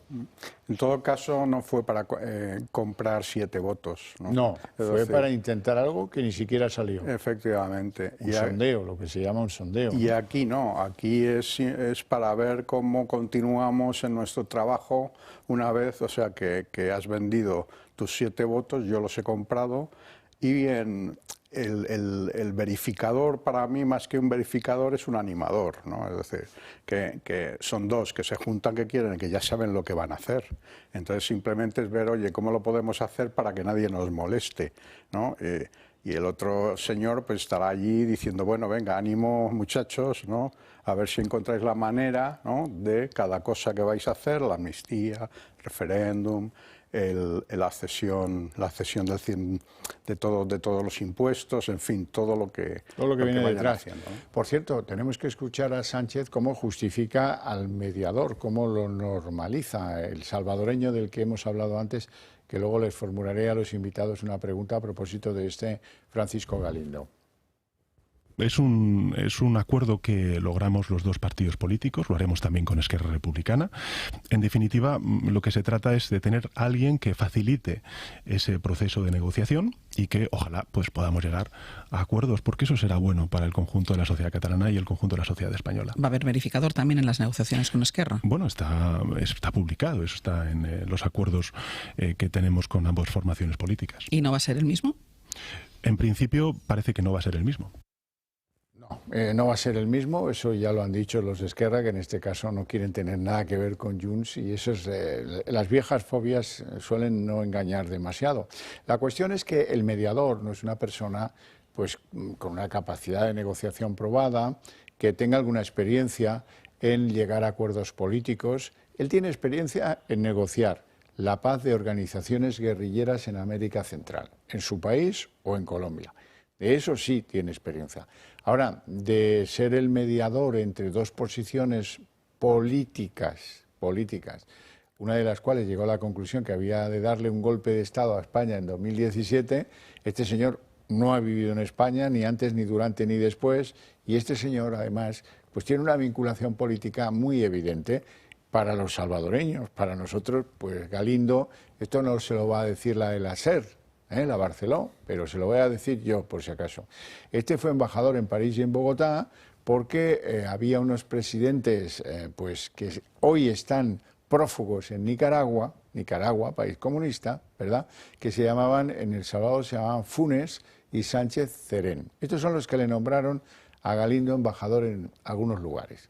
O sea que es evidente pues que Galindo es por lo menos de extrema izquierda, porque resulta que los dos presidentes que he citado, ambos dos provenían del Frente Farabundo Martí de Liberación Nacional. Y ellos eran comunistas, Y por lo tanto, pues es fácil que Galindo, si lo eligieron para ir a un sitio tan relevante como París o como Bogotá, pues es porque sería de su cuerda. Y este es el que dice Sánchez que es tan normal tener un mediador que no ha vivido en España, que no conoce nada del conflicto, porque el papel del mediador no sé exactamente cuál es, no sé si tiene VAR como los árbitros de fútbol o no, se me escapa. La pregunta es, ¿existe conflicto? Vamos a empezar por ahí. ¿Existe conflicto o hemos creado el conflicto por 4 o 5 políticos independentistas y el resto estamos a rebufo? Esa es la pregunta. Es lo que tendría que preguntarse este señor, que dudo mucho de su valía, con respecto a una mediación internacional. Ya es difícil la mediación judicial o la mediación familiar, pues imagínense ustedes la mediación internacional cuando no existe un conflicto, es un conflicto creado única y exclusivamente para llegar a este fin. Es decir, un conflicto que no existía, que si existió en algún momento se apagó y se olvidó y que Sánchez ha resucitado. Eso es un poco, digamos, el relato que se puede hacer hasta ahora de esa situación. Porque si Qué Sánchez... buen relator serías. Claro, David. que puedo hacer el relato perfecto. Es decir, si Sánchez no da fuego y gasolina a Puigdemont, hoy no estaríamos hablando de nada de esto. Los jueces harían su trabajo, este señor vendría o no vendría cuando le mandara la justicia y aquí se acabó el cuento. Es decir, el conflicto no existe como tal. El conflicto se llama dinero, se llama poder, se llama controlar las instituciones catalanas. Eso es lo que se llama, eso es el conflicto. Es decir, ¿para qué quiere la independencia Junts?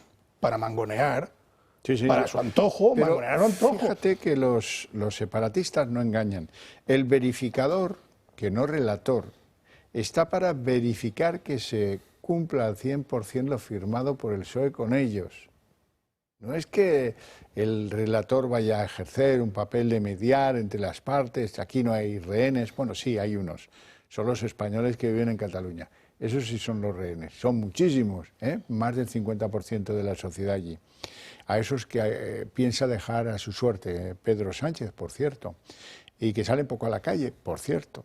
Bueno, la cuestión es que el verificador lo único que va a hacer allí es, les prometieron 15.000 millones. ¿Se los han dado? Me avisen cuando se los dan. Un visto. Exactamente. Un visto y fuera. Exactamente, eso es. Hoy decía no sé quién del partido... Y este señor no lo hará gratis, ¿no? Entiendo que lo pagaremos entre todos, seguramente también. El huevón tiene sus honorarios. Aquí no hay huevón que se mueva sin sus honorarios bien repletos. Y como es una cuestión política que ha dicho Yolanda Díaz, lo pagarán los partidos, entiendo, ¿no? ¿O eso no? Quizá no. Daría yo por hecho que no. ¿Verdad que no? Yo también sospecho que no. Luis. Sí, bueno, al final, efectivamente, el verificador, o como queramos llamarlo, esta persona que viene, que además es embajador, ¿no? Es diplomático, con lo cual les sirve de soporte en el relato de que existe un conflicto. Y como existe un conflicto, traemos a un diplomático para que intervenga y medie entre las partes, por mucho que le queramos llamar verificador, que efectivamente, que además es para verificar que lo que allí se acuerda se cumple. Que yo creo que es una figura que a lo mejor hay que utilizar más veces, ¿no? Es decir, porque ya sabemos que Sánchez, bueno, y su cohorte, ¿no?, de ministros, ¿no?, pues nos están engañando permanentemente. Pues igual para cada cosa y cada asunto, ¿no?, tenemos un verificador. Hay que traer un verificador, ¿no?, para funcionar con este tipo de fíjate, gente, Luis, ¿no? es inventarse una figura.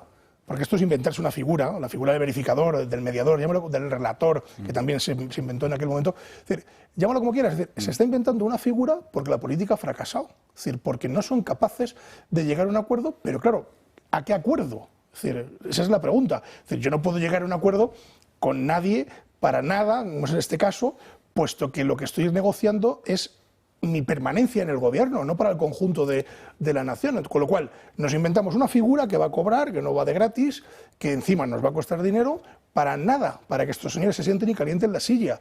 Y en el camino nos costará dinero a los españoles, nos costará disgustos, tirones de oreja, nos costará de todo. Y cuando este señor se vaya, Sánchez se vaya, pues nos habrá dejado España como un erial, y tendremos que echarle la culpa al PP o a Vox o a quien entre de los recortes y de lo malos que son, porque aquí volvemos otra vez a estar con el Ahora, el tal Galindo, su condición de diplomático, pues según como lo veas, él trabajaba en el Centro de Refugiados de la ONU, bien, y le nombran dos presidentes ultraizquierdistas, Funes y Sánchez Cerén, que provienen del Frente Farabundo Martí y que hoy son prófugos en El Salvador, están refugiados en Nicaragua. Vamos, o sea, las credenciales las tiene un poco pervertidas. Ahí lo dejo, ¿no? Sí, no, bueno, pero al final todo este montaje es para darle, digamos, para evitar mostrar que ya se va a ceder, ¿no?, sí o sí, a lo largo del camino. Entonces, bueno, pues lo vestimos como una mesa, ¿no?, o sea, una mesa de diálogo en un país extranjero con un mediador o un verificador o como queramos llamarle, ¿no?, de manera que le damos un aspecto formal, ¿no?, a algo que ya sabemos que se va a ir produciendo en el camino, claro, es simplemente mostrar al mundo exterior y al interior, a la internacionalidad, ¿no?, de toda esta historia. Y al interior. Nada más, porque es que yo me pongo, por ejemplo, en un finlandés que se siente enfrente de su televisor y que a lo mejor en un corte de noticias sale un trocín de 20 segundos de lo que está ocurriendo en España. Y dice, ¿pero qué le pasará a los españoles? ¿Por qué tienen que andar en Ginebra con un señor que llaman verificador que viene de Latinoamérica a mediar entre no sé qué? O sea, yo me imagino esa escena diciendo, ¿qué pasará allí, no? Diciendo, hombre, verificador o una cuestión de mediación, lo entiendo en un sitio en conflicto de guerra, en un sitio con conflictos de intereses muy potentes, pero aquí donde el conflicto es 7 votos para un gobierno, oiga, claro, pero raíz en la cara de los españoles. Un finlandés lo va a entender como un conflicto, no va a saber ni a conocer que son 7 votos. Claro, es la imagen que se le va a dar, comprando, lógico. ¿no?, que el señor Sánchez está comprando, porque al fin y al cabo, igual que nosotros de la política finlandesa, pues sabemos lo justo, pues un finlandés sabe de la política española lo justo. Entonces, cuando tú estás viendo, ¿no?, en televisión un escenario como este, o sea, como ese en Ginebra, pues piensas que ahí hay un conflicto serio, ¿no?, que es un conflicto cuasi armado, efectivamente, ¿no? Bueno, un desastre, se mire por donde se mire. Vamos a pasar página del verificador de Francisco Galindo, del encuentro y de las perspectivas, porque el encuentro del día 13 es en el que hay apuestas aquí sobre si habrá foto e imágenes de dándose la mano con Puigdemont, etcétera. Ese se va a celebrar en el Parlamento Europeo, ya que la claudicación de Sánchez es absolutamente grotesca e inoportuna, que se produzca allí. Otra cosa es un hotel alejado en fin, o en el centro de la ciudad, donde no te cuentan quién está, y es, bueno, pero que Sánchez dé la cara en el Parlamento Europeo y salude a Puigdemont es muy serio, Y hasta ahora Sánchez ha querido eludirlo, pero ahora está todo firmado, todo en fase de ejecución, y ahora lo tienen que elevar a público, y si no le da la mano, pues el otro se va a enfadar. Ya la tenemos liada. Ya buscarán la vuelta para que se encuentren, o un encuentro formal o fortuito en una escalera o en un pasillo, y ocurrirá aquello que ocurrió en el Congreso con el de Esquerra. Tenemos que hablar, presidente, tenemos que hablar. Cuando subía la escalera, le dijo en el hombro que tenían que hablar. Pues ocurrirá exactamente lo mismo. ¿Para qué? Repito, ¿para qué todo este escenario? Para construir el relato, nada más, para blanquear, para edulcorar la escena, para que parezca que, bueno, que efectivamente hay un conflicto y que, oye, que se entienden, ¿no? Que, oye, mira, bueno, qué majo Pedro Sánchez, que le da la mano al otro, qué tal, qué tal. Oiga, es que esto será porque usted tiene interés en ser presidente del gobierno, y a cambio de eso ha quemado usted todas las naves, y ha entregado la llave del castillo, y ya está. Bueno, vamos a ir avanzando. Tenemos unas explicaciones de Paje. Me quiero hoy meter a gusto con Paje, así es que vamos a escucharle primero y luego le contamos lo que nos parece a nosotros tres. ¿Y con Pedro Sánchez? Pues en la política social bastante mejor, un 8. En los temas de unidad nacional, de acuerdos territoriales, no creo que pase del 2. Bueno, pero sí, no se trata de puntuar, Paje, de lo que se trata es de que tú podías haber evitado esta vergüenza para todos los españoles y no lo has querido hacer. Yo te admito que había diputados que ya eran más de Sánchez que tuyos porque te los metieron ahí con calzador, pero alguno tenías. No sé si suficiente o insuficiente, pero ¿y el gesto de haber hecho eso? Aunque no hubiera cambiado la historia, quedaría que, bueno, pues la gente de Emiliano García Paje es distinta, es socialista, pero distinta. Y ahora, pues con las risitas y las puntuaciones, esto no vale para nada. Bueno, a tiro pasado podemos puntuar a quien nos dé la gana, ¿no? Es decir, que ya no, como ya no tenemos que mojarnos, pues puntuamos. Pero claro, yo creo que le ha faltado coraje. Le ha faltado coraje, porque yo creo que mucha gente lo hubiera apoyado, tanto en Castilla-La Mancha como a nivel nacional. O sea, mucha gente se hubiera puesto detrás de él, estoy seguro. Pero, en fin, a la vista está que no es un líder carismático y que llegó a la política de carambola a la presidencia. Y bueno, pues ha ido haciendo con el tiempo y bueno, se le da muy bien hablar y predicar, se le da fenomenal. Ahora, el tema de actuar, eso no lo veo yo tan claro, porque realmente no ha actuado. Porque sí, él decía en esa entrevista, bueno, yo es que en el Comité Federal, allí dije lo que tenía que decir. Bueno, como el Comité Federal es como las reuniones de Ginebra, que no nos enteramos de lo que dicen y lo que no dicen, probablemente a lo mejor estuvo sentadito en una silla tranquilamente y no dijo ni pío. Pero no lo sabemos. Entonces, como no lo sabemos, ahora que efectivamente podía haber tirado de caballería y haber puesto manos en pared y haberle puesto difícil a Pedro Sánchez esta situación, pues sí, pero yo creo que cuando le llamó por teléfono me da la sensación de que ni siquiera se lo planteó, vamos. Le dijo sí presidente, sí presidente, sí presidente. Y luego en la televisión pues diremos no presidente, pero delante de él decimos sí. Bueno, al final Paje todavía tiene unos electores o unos votantes a los que mostrarse, ¿no? Pero bueno, el ejemplo más claro es el de Vara, ¿no? en Extremadura, ¿no? También digamos, se rasgaba las vestiduras, ¿no? Con lo que estaba ocurriendo, pierde las elecciones, dice que va a retirarse y bueno, pues va al Senado, va a Ferraz allí a aplaudir, ¿no? Como en primera fila, es decir, que al final tiemblan, ¿no? Con las consecuencias de pasar al ostracismo. Yo creo. Todo es dinero en la vida. Sí, dinero y protagonismo, ¿no? Bueno, hoy ha tenido que, ya saben que el viernes nos quedamos en que había salido un portavoz oficial de la Comunidad Económica Europea, de la Unión Europea, diciendo, oiga, es que esto que está contando el señor Bolaños no es cierto.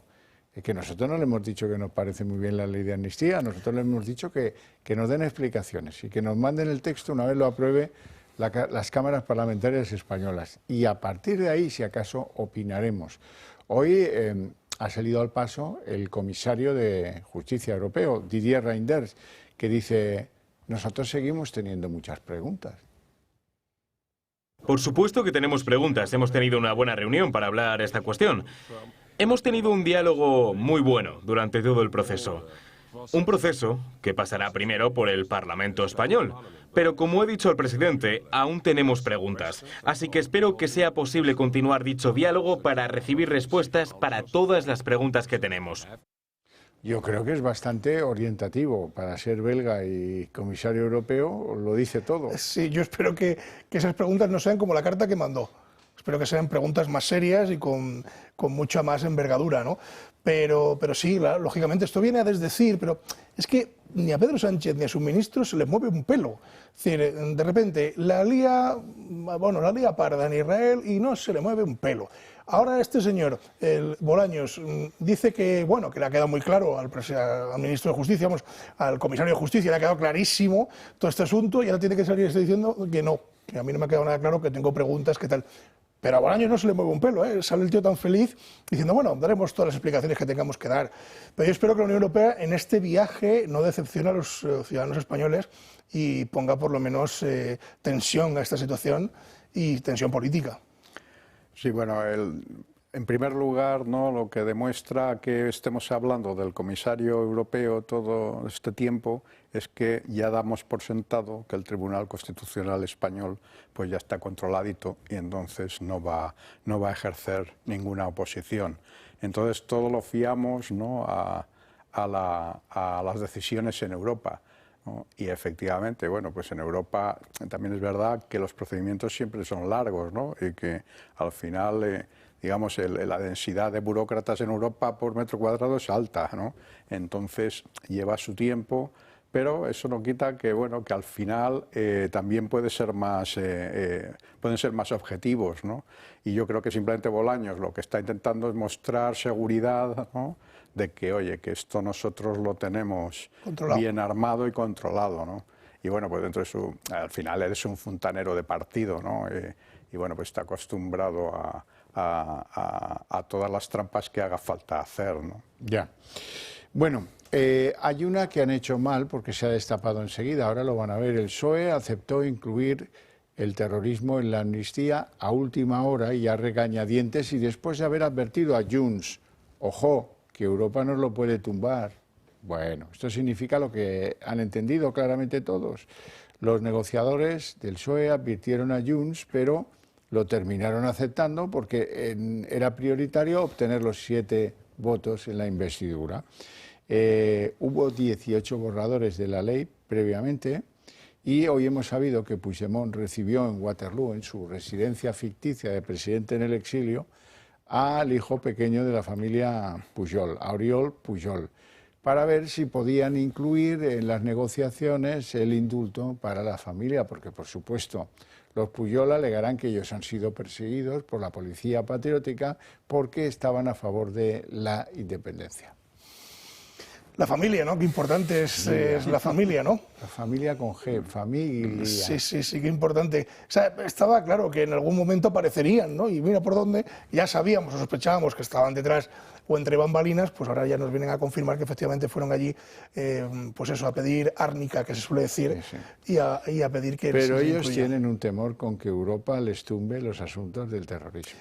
Es que, a ver, el tema del terrorismo para Europa yo creo que es de las cosas más importantes en materia de seguridad europea, y no creo que la Unión Europea trague con esa rueda. Podrá tragar con el resto, seguramente, porque Europa es como los diplomáticos, un casi de todo y un casi de nada, ¿no? Entonces, pues bueno, tragará con casi todo. Lo de la malversación también le molesta mucho, ¿eh? Sí, también le molesta mucho, y veremos a ver qué ocurre con ese asunto, ¿no? Porque la malversación al final, cuando se están endureciendo las penas en toda Europa, aquí, pues para que salgan los amigotes de prisión y me den el gobierno de España, los rebajo las penas, ¿no? Pero yo creo que el tema del terrorismo sí será una china en el zapato importante en Europa, y que espero que lo miren con lupa, repito. Es decir, en la Unión Europea, como bien decía antes Luis, va siempre todo muy despacio, porque son todos burócratas, diplomáticos, en fin, todo es, bueno, ya se arreglará con el tiempo. Y finalmente las cosas no se arreglan con el tiempo, o lo coges por los cuernos, o al final no lo arreglas. Y Europa no es de eso, no es de coger por los cuernos. Sí, yo efectivamente los dos puntos esenciales donde esto puede chocar en Europa son el terrorismo y la malversación, ¿no? La malversación, bueno, de hecho en el terrorismo ya han anticipado, ¿no?, sus pasos pidiendo que retiraran de la lista de organizaciones terroristas, pero no me acuerdo a quiénes eran, los del tsunami, los CDRs. Entonces, para que, digamos, ese camino quede lo más limpio, ¿no? Y yo creo que es el que ven más difícil. La malversación yo creo que también nos puede dar alguna sorpresa, ¿no? Es decir, que nosotros no le estamos prestando, bueno, en este momento la misma atención que al terrorismo como posible causa para que se haya un obstáculo en Europa, pero creo que la malversación también va a serlo. Bueno, vamos a escuchar a Sánchez a propósito de esto del lawfare, que en el fondo no es más que la guerra judicial contra unas ideas o contra unos postulados. La comparación que él hace es digna de comentario. En muchas ocasiones, a lo largo de estas últimas semanas, se habla de lawfare. Bueno, hay una acepción de lawfare, que es la politización de la justicia. Me parece que no hay caso más paradigmático de lawfare y de politización de la justicia en España que este secuestro en el que tiene sumido el Partido Popular al Poder Judicial. Es decir, usted asume que hay lawfare en la justicia. Desde luego este es un caso, vamos, paradigmático de lo que es el lawfare. A ver, paradigmático es que pongas a Cándido Conde Pumpido al frente del Tribunal Constitucional, saltándose las normas de procedimiento de nombramiento del presidente del Constitucional, junto a una señora que se llama Laura Díaz, que sale de ser directora general de la Moncloa, y un caballero que se llama Juan Carlos Campo, que era exministro de Justicia de tu gobierno. Que, por cierto, te ha dicho que con él no cuentes, que él se aparta de las discusiones sobre la ley de amnistía y que no le provoquéis porque al final tendrá que acabar votando en contra si no le permitís apartarse del asunto. Paradigmático es nombrar a Lola Delgado de ministra de Justicia, fiscal general del Estado. Paradigmático es que luego, para que quede claro lo que os importa la justicia, luego el que era su número 2 la nombre fiscal de sala de algo que no tiene derecho a ser, como dice hoy el Tribunal, hoy no, estos días el Tribunal Supremo. Paradigmático es lo que habéis hecho con todas las instituciones del Estado, que las habéis colonizado, pero es que no es que lo diga yo, es que lo dicen los que trabajan en ellas, y vienes a dar lecciones ahora de que el paradigma del ejemplo de lawfare es el bloqueo del Tribunal Constitucional. Hablamos claramente de por qué está bloqueado. Hoy hace 5 años que está bloqueado la renovación del Consejo. Está bloqueada porque te exigían una ley que devolviera el máximo órgano de los jueces a los jueces y a ti no te ha salido de las cachipampas. Es verdad que el Partido Popular estuviste a punto de engañarlos. Se cruzaron los papeles. Estaban ya, los teníais en el bote y en última hora, bendito sea Dios, alguien llegó y dijo, oye, pero que se están tomando el pelo, ¿no lo veis? Y dijeron, uy, sí, es verdad, han tomado el pelo a González Pons. No debe ser muy difícil, pero en cualquier caso, esa es la historia, como para que este tío venga sacando esto como ejemplo de lawfare. Lo que pasa es que en el PP la tradición manda que los que son líderes del Partido Popular, pues a la que les hacen bullying en el colegio entregan el bocadillo y se pasan todo el bachillerato sin bocadillo porque el chulo de la clase le birla el bocadillo. En el Partido Popular no ha salido nadie, esto es muy preocupante, a contar el lawfare que ha sufrido el Partido Popular. Si hubo una moción de censura es porque un magistrado llamado de Prada amorcilló en una sentencia que el PP era el beneficiario de toda una serie de corruptelas. Eso le costó el cargo a Mariano Rajoy y no lo defendéis. ¿Qué pasa con Camps? ¿Qué pasa con Rita Barberá? ¿Qué pasa con tantos, con Zaplana y con tantos otros que de momento en la justicia les están diciendo que no hay nada contra ellos, ¿no? Después de años y años de aguantar ahí, Cospedal, otra que fue el otro día a la Audiencia Nacional? Bueno, eso es lawfare. Eso es el paradigma del lawfare, como le gusta decir al presidente. Lo traducimos, lawfare, sí, sí. Lo traducimos. Sí, sí. Vamos a traducirlo, es decir, al final es la interferencia política en el sistema judicial. Eso es lo que vienen a llamar lawfare, interferencia política. Todo esto que ha relatado Xavier es una interferencia mayúscula en el sistema judicial, porque lo que dice el presidente del gobierno, que es aberrante, es decir, oiga, mire, es que el lawfare, pues bueno, son las cosas que le han pasado al PP, ¿no? O sea, el PP es el que tiene la culpa del lawfare porque, claro, es el que hace lawfare. No, mire. Para hacer lawfare, es decir, para interferir en el sistema judicial, vamos a llamarlo en castellano, usted tiene que colocar a los amigotes. Tiene que colocar a los amigotes en sitios de salida, lo acaba de explicar muy bien Xavier, ¿no? Constitucional, Fiscalía, jueces amigos, etcétera, etcétera, etcétera. Y además influir en ellos, que es lo que hace. Y luego una cosa que me parece lamentable de lo que acaba de decir, es que cuando le preguntan a Bocajarro que si él cree que en la justicia española existe esta interferencia política en los procedimientos judiciales, lo dice sin tapujos, dice que sí, que eso lo diga un presidente del gobierno, es cuanto menos para sacarle a patadas de la Moncloa, con el debido respeto, porque un presidente del gobierno no puede decir eso, porque ¿qué opinión va a merecer ahora el ciudadano que va a solicitar justicia? ¿Qué opinión le va a merecer la justicia que imparta un juez si el propio presidente del gobierno dice que efectivamente hay mangoneo político en los juzgados?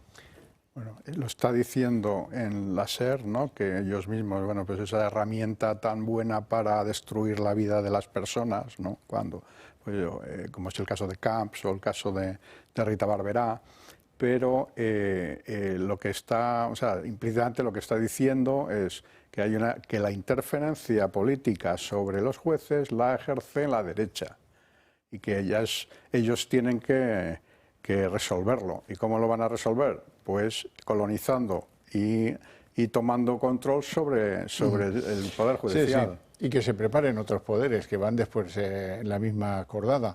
Vamos a hacer una pausa de publicidad. Volvemos en apenas unos minutos.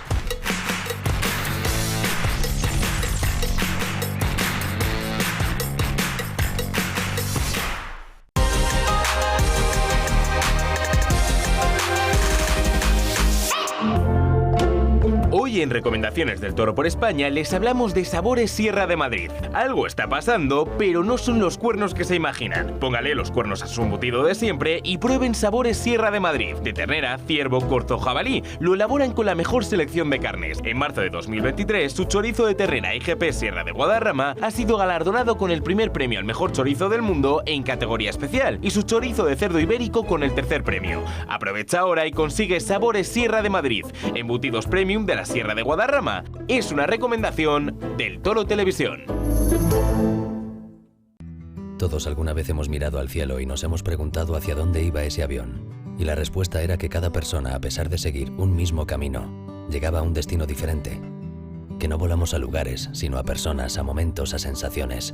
Porque hablar tu mismo idioma también es entender que existen tantas formas de viajar, como maneras de vivir. Es conocer el significado de todo aquello que nos importa, que nos hace ser como somos y nos hace sentir como sentimos. Plus Ultra Líneas Aéreas. Hablamos el mismo idioma. Sí. Oye, Antonio. Hombre, Emilio. ¿Estás en casa? Sí. Me paso a verte. Tendrás jamón, ¿no? El jamón sí, de siempre, sí. José, ¿me lo envuelves? Hombre, Emilio Gutiérrez estaba. Venga, no me va a decir el chaval. ¿Se refiere a mí? ¿Qué haces aquí? Por si cortabas el jamón. Perdonad, ¿me puedo hacer una foto? Sí, claro. Perfecta. Para mí que no se ha cortado. Como unas lascas de legado ibérico. Esta es de una Hanfluencer. El legado ibérico del pozo. Siempre sale bueno.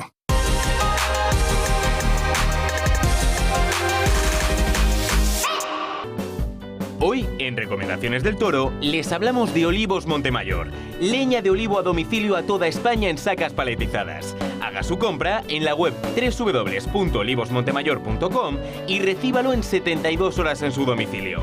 Olivos para su jardín, servicio a toda España en 72 horas. Hágales llegar sus dudas por WhatsApp al teléfono que aparece en pantalla. Es una recomendación del Toro Televisión.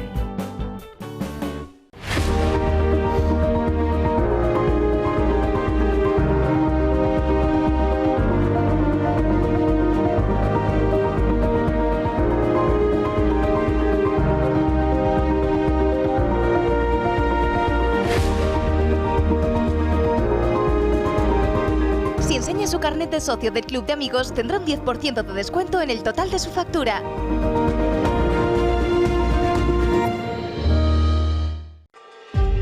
El Club de Amigos pone a su disposición en exclusiva las visiones completas en 5 tomos de la beatana Catalina Emmerich. Esta monja agustina representa un caso único y excepcional de visiones relacionadas con el Nuevo Testamento y la Virgen María, reflejadas con una viveza y un detallismo fuera de lo habitual.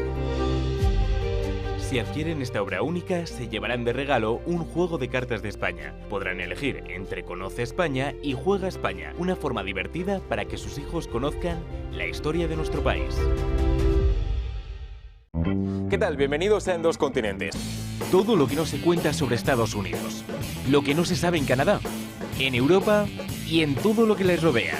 Todo lo que sucede de verdad, sin pelos en la lengua, sin miedo y sin censura. En Dos Continentes.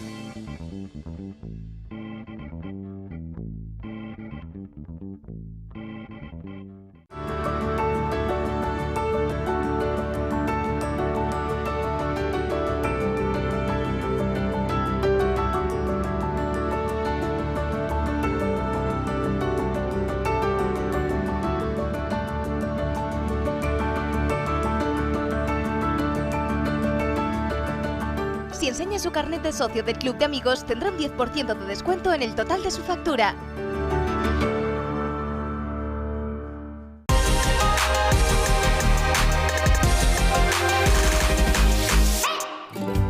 Hoy en Recomendaciones del Toro les hablamos de Sal y Salud. Nos ofrece un espacio único para el bienestar con la aloterapia. Es una práctica complementaria que se ha convertido en un recurso cada vez más demandado por aquellos que buscan alivio natural en problemas respiratorios, cutáneos, personas sanas y deportistas que desean un cuidado y limpieza de las vías respiratorias. Está basada en el principio de que la sal tiene propiedades antiinflamatorias y antibacterianas naturales. La aloterapia es una opción segura y no invasiva que se adapta a todas las edades, niños y adultos. Tu bienestar de forma natural es el objetivo de Sal y Salud. Es una recomendación del Toro Televisión.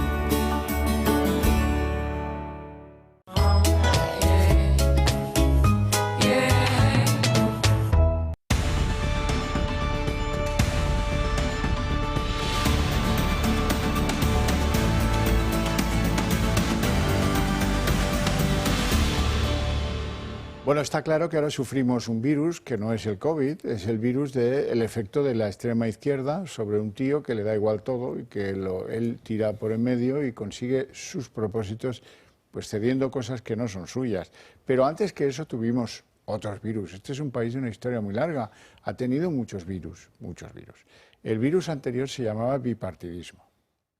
Y ese virus, felizmente conjurado, espero, por muchos años, ese virus es el que nos ha traído la situación endemoniada de la justicia en España.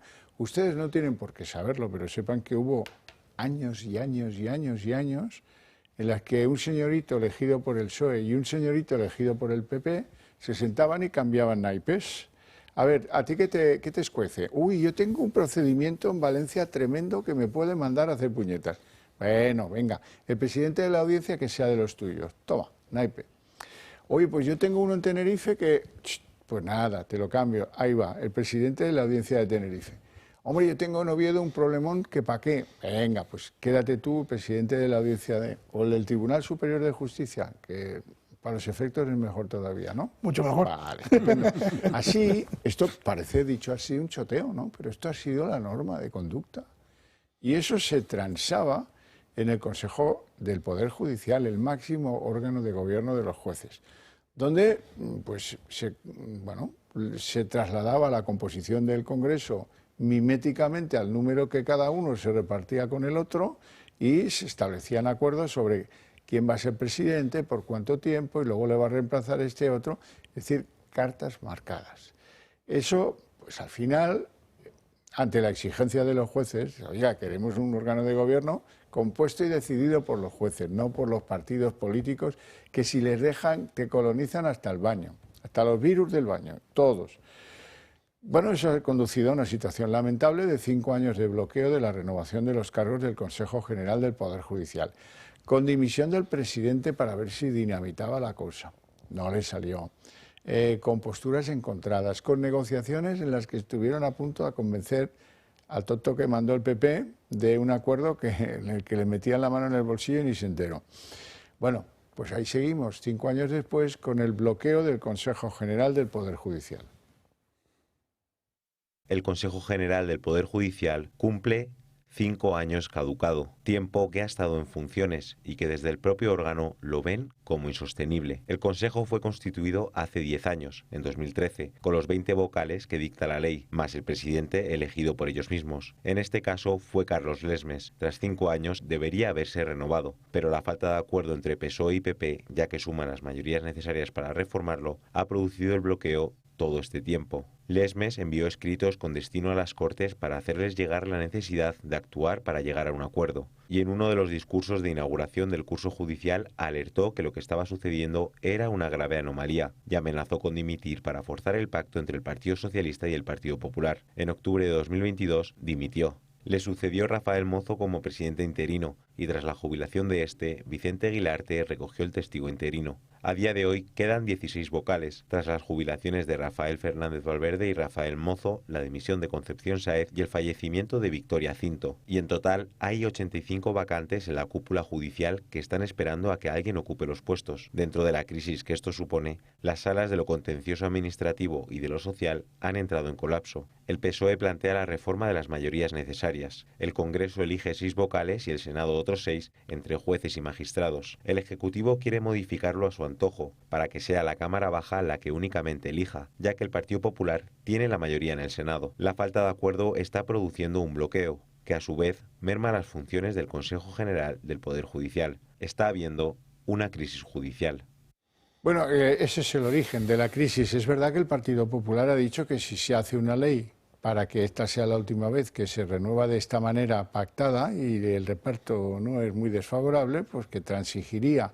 Y los otros están en quenones. Luis. No, bueno, efectivamente, pero porque al final el interés del Partido Socialista es controlar el Poder Judicial, es decir, que desaparezca como contrapeso.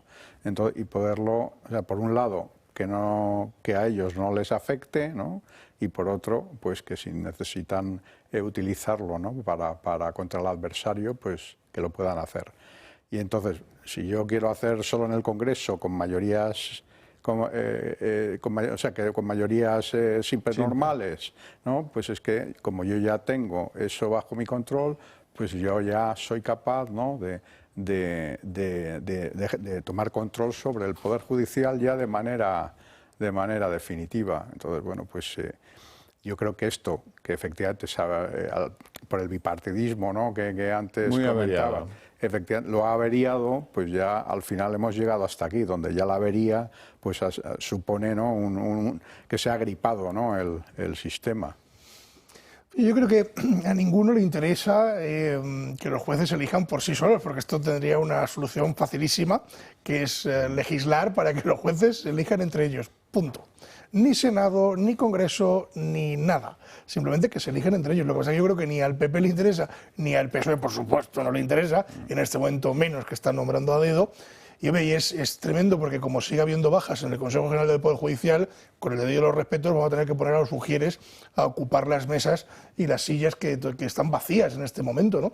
Y eso es verdad que se traduce en colapso en la justicia. Yo que lo vivo a diario, efectivamente, hay plazas sin cubrir, hay tropecientas. Es decir, no solo en el contencioso administrativo, como hemos visto en el vídeo, que efectivamente es el que más lo está padeciendo, pero en juzgados de primera instancia, en audiencias provinciales, o sea, en muchos lugares no hay nombramientos porque todavía no se puede nombrar. El Gobierno capó la capacidad de hacer nombramientos por parte del Consejo.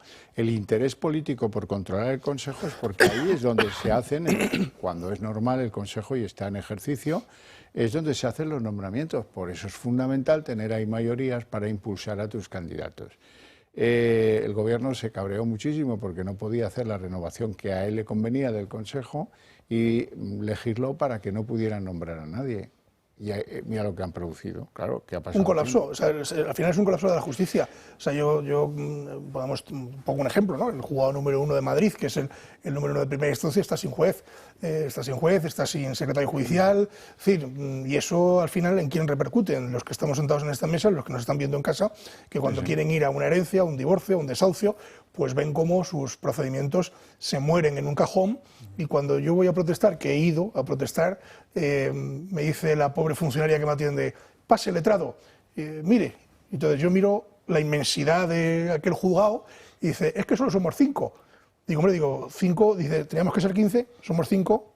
Usted verá. Pues usted verá cómo hacemos, imposible. Ya. Y no tenemos juez, pues claro. Entiendo. Bueno, avancemos, tenemos un tema que abrir. En estos momentos lo que necesita el centro derecha español, o la derecha en España, lo que necesita es unidad. Unidad porque estamos ante la crisis más importante de convivencia que vive este país, el asalto a sus instituciones, al Estado de Derecho y a la Constitución.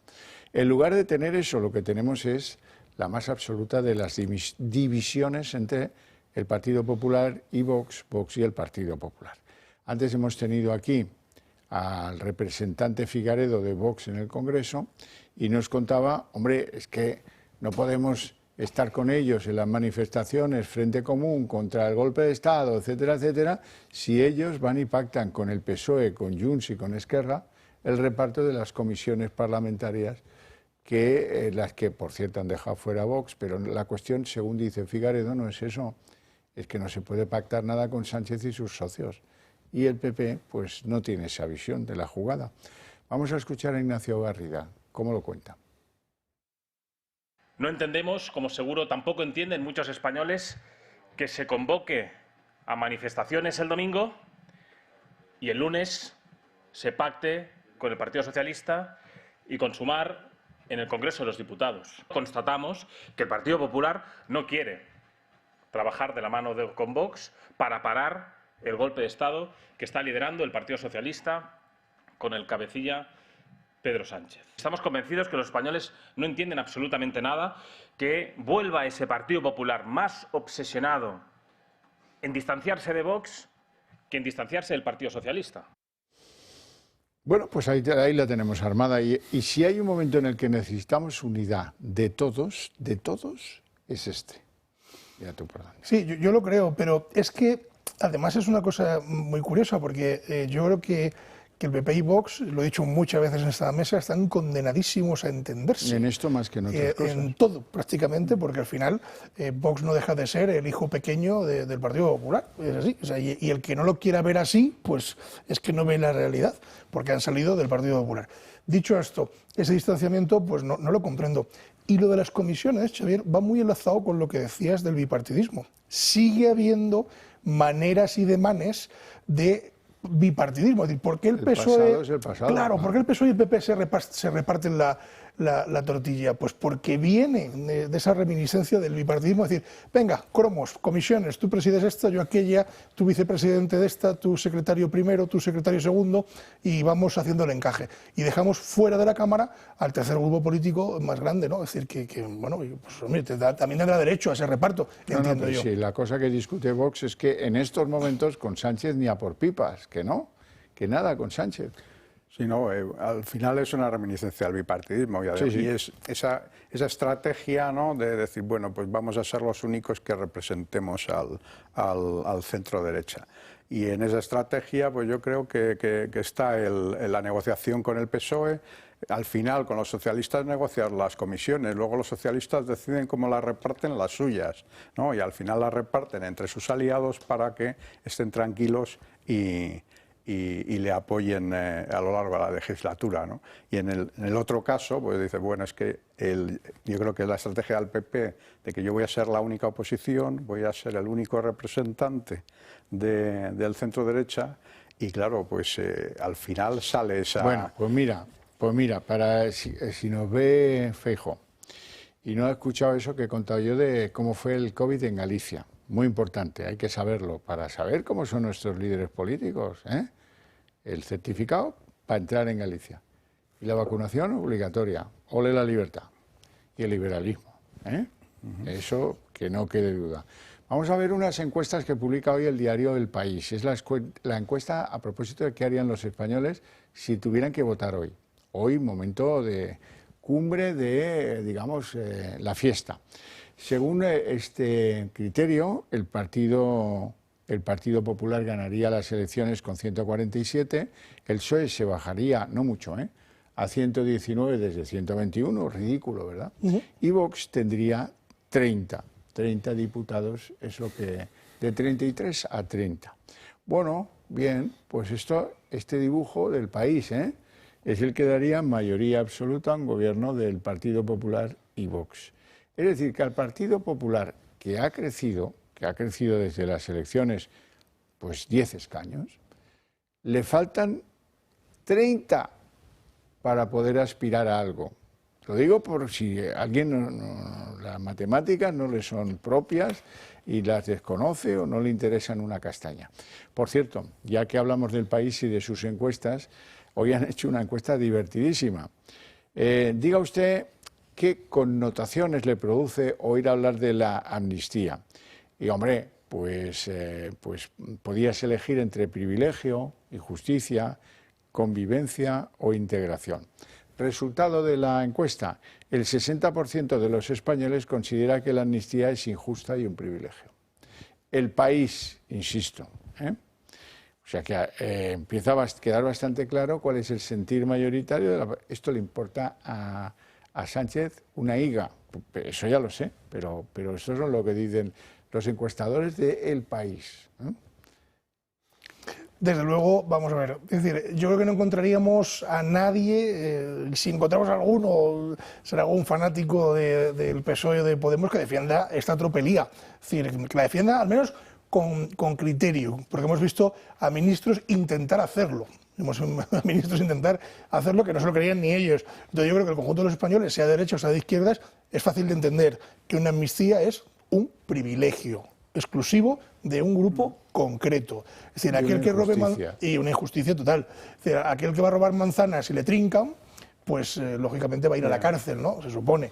Y ese no va a tener amnistía. Ahora, si tú das un golpe de Estado, eres político y necesitas los votos para gobernar, tus votos para gobernar, pues nada, te hacemos un apañito en la ley y puedes salir para adelante. O sea, que vamos a ver, que creen que es un privilegio, 59,4%. Que creen que esto es un signo de integración, 33,3. Yo creo que eso es la mitad, ¿no? Efectivamente, yo lo que quería decir es que si la ha hecho el país, pues lógicamente si lo llevamos a, digamos, al campo y a la realidad, pues probablemente sea un 70, un 75, ¿no? y un 10 o un 15. ¿Por qué? Porque todo el mundo entiende que la amnistía es una amnistía de políticos a políticos para controlar el poder. Y entonces, o sea, que no es una amnistía que venga, no, porque ha habido un conflicto, ¿qué tal? No, Sí, sí. es simplemente a políticos para que yo pueda disfrutar del poder y ellos también, ¿no? Bueno, noticias de Miquel Iceta. Y Miquel Iceta ha sido ya elegido, se quedaba sin nada, no está en el gobierno, pero los socialistas no son así, siempre tiran de la cuerda. Le han nombrado embajador delegado y permanente de España en la UNESCO. Pobres niños, pobres niños. Entonces él va a renunciar a su acta de diputado, con lo cual colocarán a otro, que también son muy de eso, de proteger a los suyos y tal, ¿no? Y Iceta pues irá a comer los turrones a la UNESCO, representante permanente de la UNESCO, debe ser agotador, agotador. Y le dejarán un rincón para que baile, que es lo que le gusta, el bailongo. Bueno, ha habido algo que resume, como pocas cosas en la vida, cuál es el espíritu de la gente de izquierda en este país. Falleció, como saben todos, Concha Velasco, magnífica actriz y gran persona. Yo tuve oportunidad de conocerla y me pareció siempre una gran persona. Y esta persona, pues que en paz descanse, pues estaba en el tanatorio. Y es graciosísimo porque hemos visto cómo sale de sus casillas Marisa Paredes cuando ve a Isabel Díaz Ayuso. Esta no puede estar aquí, fuera, fuera, fuera, fuera. ¿No se lo creen? Pues vamos a verlo. Mi primer recuerdo. Está Isabel Díaz Ayuso. Isabel Díaz Ayuso, por Dios, ¿pero qué hace aquí? ¿Pero qué hace aquí? ¡Fuera! Son así, son así. Isabel Díaz Ayuso es la que le buscó una residencia a Concha Velasco. Isabel Díaz Ayuso la iba a ver de vez en cuando. La iba a ver de vez en cuando. No creo, no sé, pero a lo mejor esta iba menos. Y la que dice, ¿qué hace aquí? Pero señora, que es un funeral, un poco de respeto por el muerto, por sus relaciones, que usted no sabe ni cuáles son, ni yo tampoco. Pero usted no puede decidir quién puede y no puede estar en el velatorio de una persona tan conocida y tan pública como Concha Velasco. Menos mal, también hay que decir las cosas como son. Ha habido un hombre de la izquierda madrileña que se llama Ramón Espinar, que emitió un tuit que merece la pena que conozcan, porque no todo el mundo es igual, ¿verdad? Cuando alguien con responsabilidad institucional acude a presentar sus respetos y los de toda la gente a la que representa un velatorio, lo que está fuera de lugar es una respuesta así, la de Marisa Paredes. Me parece, sigue Ramón Espinar, sectario y poco apropiado. Y yo no soy precisamente fan de Ayuso. Pues ya, bien dicho. Bien dicho. Está muy bien dicho, sí. Pero ¿qué pasa? Que hay un sentido patrimonial de todo lo que suena a artistas, a teatro, a cine, eso es de la izquierda. Y esta no puede venir aquí porque no es de lo nuestro. Sí, efectivamente es así. Efectivamente es así. Sí. Y bueno, ahí oí un editorial de La Razón magnífico que viene a titular y dice, oye, si no fuera por esto yo no sabría si Marisa Paredes vive o muere. Es decir, no lo sé. Es decir, ya, bueno, no, yo le deseo lo mejor. No, y yo también, por supuesto. Pero luego, sectaria es a pero es muy casi sectario por... lo que ha hecho, es decir, que pida disculpas mínimo, ¿no? Es decir, porque al final, oye, pues lleva razón Ramón Espinar. Es decir, cuando alguien institucional va allí, no va porque es del PSOE o no va porque es del PP, no, va porque representa al conjunto de los españoles por su cargo, ¿no? Y también es ver cierto que, oiga, es decir, ¿por qué dice Ayuso no? Cuando la propia fallecida quiso conocer a Ayuso y se hizo posible que conociera a Ayuso, y Ayuso fue a verla a la residencia y estuvieron 1 hora y media charlando tranquilamente. O sea que, bueno, es lógico que alguien que ha ido a verla a la residencia, pues ya no solo como presidente de la comunidad, sino como alguien que ha estado cercano a ella, pues también pueda acudir a dar el pésame a su familia. Está fuera de lugar, absolutamente. Dos cuestiones. La primera, destila ese hilo de odio, ¿no? que lo vemos en la cara, o sea, la cara, que es el espejo del alma, pues ahí lo podemos observar. Pero en segundo lugar está esa altanería de pensarte que, o sea, que tú estás en el lado correcto del pensamiento, ¿no? Cuando lo que estás es en el lado, ¿no?, de vivir de los impuestos de los demás. Pero esto, que es el proceso, ¿no?, que hemos vivido a lo largo de las últimas décadas, pues esta señora, que al final ya es mayor, pero que lleva 40 años con la misma actitud. Lo que pasa que hasta el momento, ¿no?, pues iba a decir le reíamos, pero se le reía. Pero fíjate, Marisa Párez debería aprender mucho de Concha Velasco, porque uno de los afectados, que además ha salido en prensa y en televisión, ha sido León de la Riva, que fue alcalde del Partido Popular de Valladolid y se le veía muy afectado en el funeral porque tenían una gran relación. Entonces, oiga, ¿por qué no puede ir alguien que no es de su propia cuerda pues yo qué sé, a dar el pésame a alguien, ¿no? Por esa regla de 3, muchos de los que estamos aquí sentados y demás no podríamos ir a ningún tanatorio, porque, oiga, pues no, pues vamos, porque la relación humana es la que es, y más cuando es un cargo institucional, ¿no? Es decir, yo no tengo nada con Óscar Puentes, pero contó otro día una anécdota que dijo que reunió en una comida de Concha Velasco a 3 alcaldes que no se hablaba ninguno entre ellos, el León de la Riva, él y el anterior, es decir, que estaban todos tal, y bueno, pues se sentaron a comer en una mesa y fue todo gracias a Concha Velasco. Entonces, bueno, pues oiga, pues oye, era el rey lo que es del rey, y no pasa nada. Pues sí. Bueno, actos de homenaje a la Constitución, 45 años de Constitución. En Madrid una bronca formidable entre Ayuso y el delegado del Gobierno. El delegado del Gobierno es el que manda a los de la porra, Ferraz, etcétera, ya saben. Ya saben. Pues eso, ya les contaremos mañana cómo va esto de la Constitución, pero me temo que no va a ir muy bien, la verdad. No tenemos tiempo para más, lo vamos a dejar aquí con mi agradecimiento especialmente a Luis Suñer, que está aquí tan imponudo, ¿verdad? Y a don David también, pero lo que pasa es que don David siempre está aquí. Pero es el frío de Ávila. Eso es, ser de Ávila, con el frío que hace, pues ahí no tiene problema aquí. Es verdad. Como digo, no tenemos tiempo para más, lo dejamos aquí.